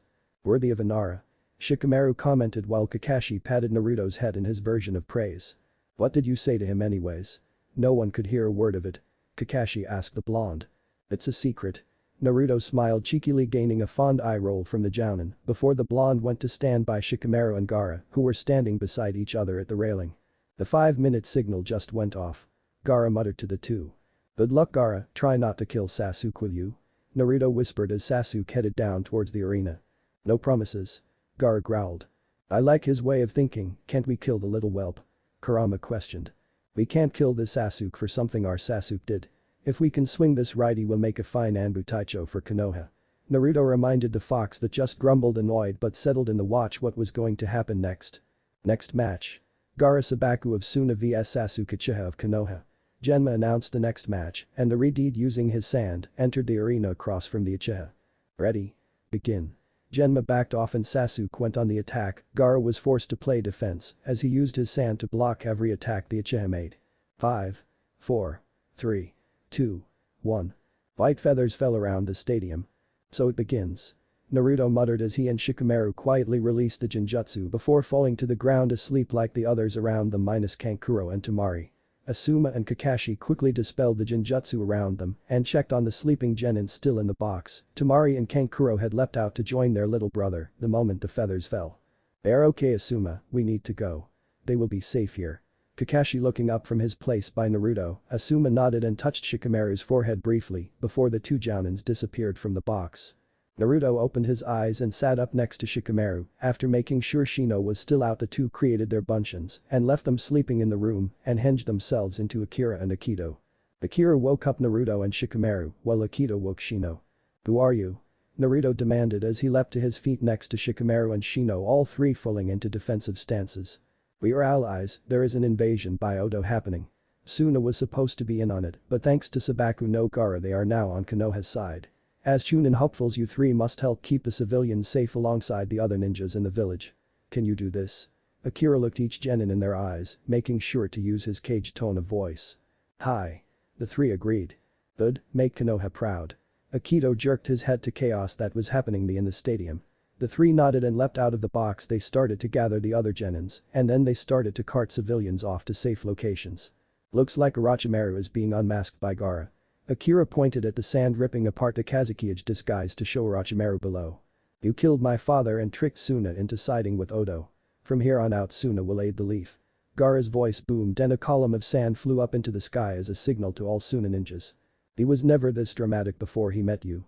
Akito commented as the two moved in red blurs around the stadium and the streets of the village, taking out good chunks of enemy ninjas. "Thanks." Akira grinned, taking it as a compliment, and he kept an eye on the sand aim and Orochimaru. "Oh crap." Akira cursed as the two landed on the roof of the stadium overlooking a good chunk of the village. "What?" Akito glanced at his twin. Orochimaru created two buncheons and they are heading towards Naruto and Shikamaru. He can really hold a grudge. Akira reported as the buncheons leapt at Naruto and Shikamaru. Shikamaru cried out as one of the buncheons grabbed him by the back of his head and had his head yanked back harshly and fangs moved towards his jugular. Naruto had tried to run towards Shikamaru to help the Nara, but the buncheon tackled him down, pinning the blonde genin down, mouthing moving towards the blonde's exposed neck like he was going to place a curse mark on the genin. "What should we do?"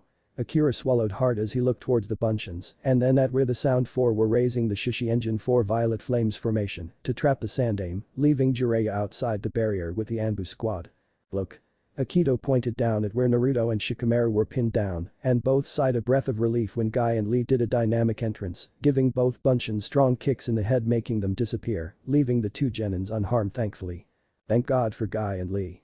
Akira let out a relieved breath of air as Shikamaru and Naruto joined the other genin teams and spread out to help protect the village. "I think it's time to destroy the rest of Orochimaru's plan." Akito smirked and Akira cast his silent Fuden. Furigurengu wind style. Free flying and the two rose up into the air and in blurs of red the two approached the barrier. Hovering over the giant wall, the two made a release hand sign and watched with smug looks on their faces as one by one the Sound 4 puffed away, Orochimaru spinning around to see each one disappearing and his face showed his rage as the barrier fell. Right away Jiraiya and the Anbu flanked the sand aim. "You know Orochimaru, you should really make sure the key ninja and your plan aren't buncheons before you start to invade villages." Akira commented as he and Akito dropped down from the sky between the two groups, adopting their stances and standing protectively between Orochimaru and the Leaf Ninja behind them. "Who are you?" Orochimaru hissed with his tongue flicking out and Akira wrinkled his nose up in disgust. "Allies of Konoha." Akito stated simply. "Now either surrender or be destroyed." "I will never surrender to you." Orochimaru growled and started to preform hand signs using a mismatched arm that Akito had to guess he had no choice but to use as a last-minute replacement as Akira had chopped off his other one in the forest. Akito moved quickly and with accuracy he swung his katana and Orochimaru howled in pain as his severed arms fell to the roof below his feet. "What have you done?" Orochimaru shrieked as Akito leapt back to stand beside Akira. "Stopping you from using any jutsus." Akito stated and watched pleased as the severed arms were covered in shadows and soon nothing was left behind. "Sandaime Hokage, this is your village and we will abide by your word on what to do with this traitor, but please know that if allowed to live this snake will cause more pain and death for many innocent people." Akira stood to the side, looking at the Sandaime out of respect. Odd, I do not know who you two are, but I do know that by banishing him the first time I have brought this invasion upon the village, and who knows how many more deaths. The Sandaime sounded weary with age and burden. Destroy him. Hi Hokage-sama. The group nodded. Orochimaru hissed, his long tongue flicking out, and a flash of red was shown before said tongue dropped to the roof and rolled down the slope. I hate that disgusting tongue. Akira shouldered the hilt of his hinged raijin, as not to arise suspicion of why he had it instead of Naruto. Akito pulled out one of his trench knives and tossed it at the ground in front of Orochimaru, who went to lunge forward. The snake Sannin hissed distortedly as he found he could not move any of his remaining limbs.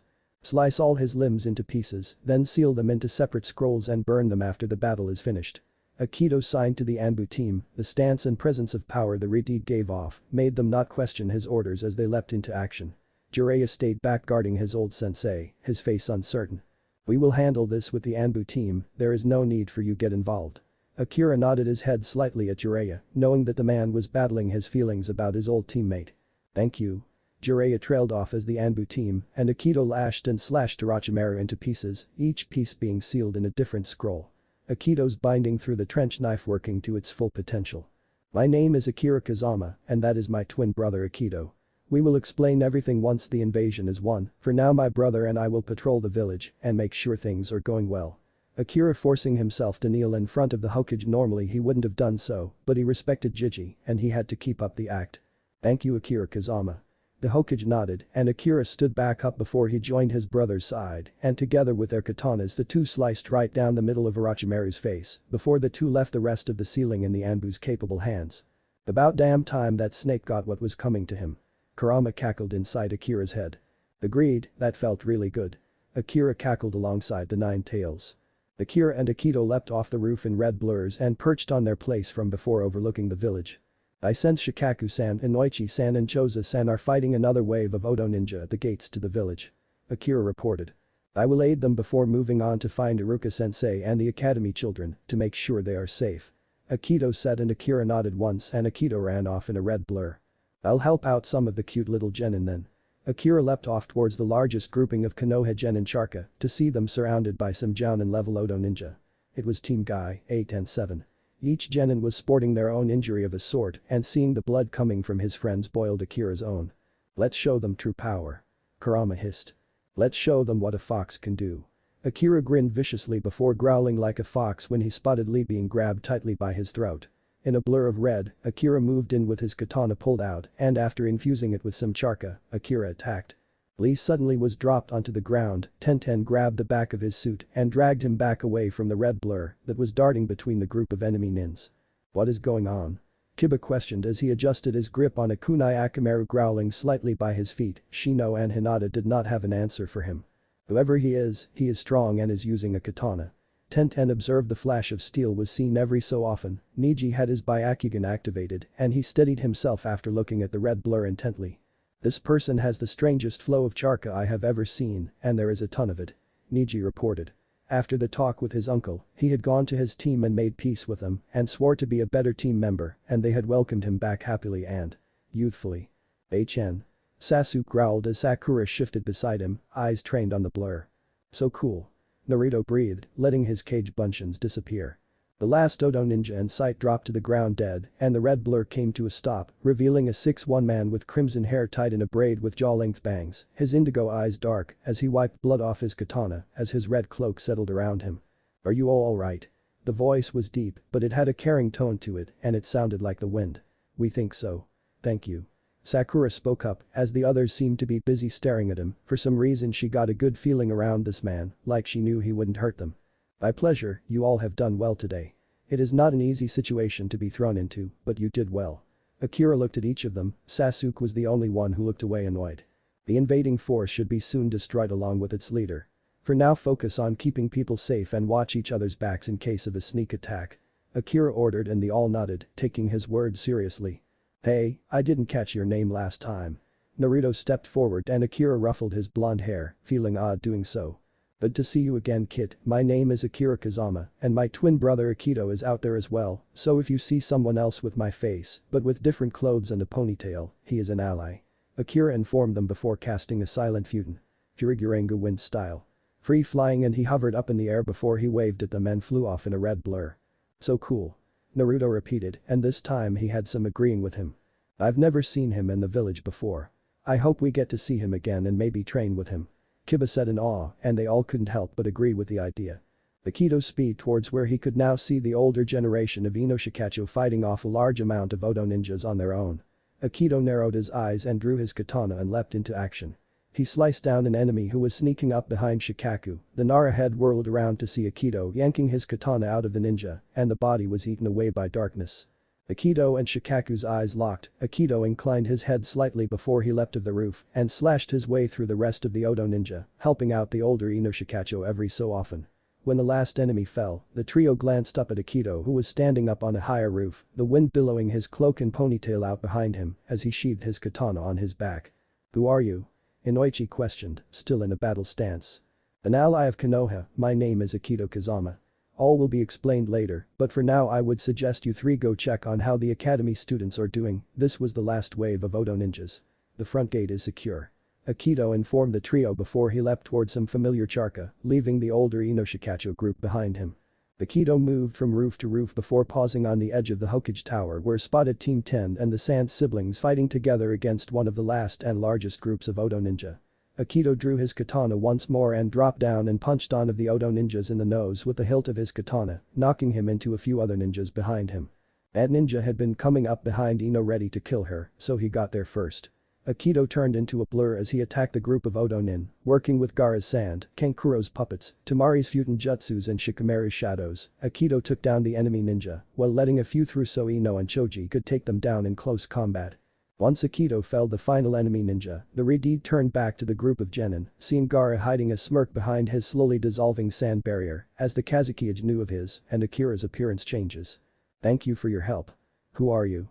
Ino bowed her head to the Redeed, her cheeks pink. "I am Akito Kazama, my twin brother Akira and myself are allies of Konoha. The invasion is over now, return to the stadium and find your families, friends and senseis. I'm sure the Hokage will have something to say to you all, watch your backs and be careful on your way back."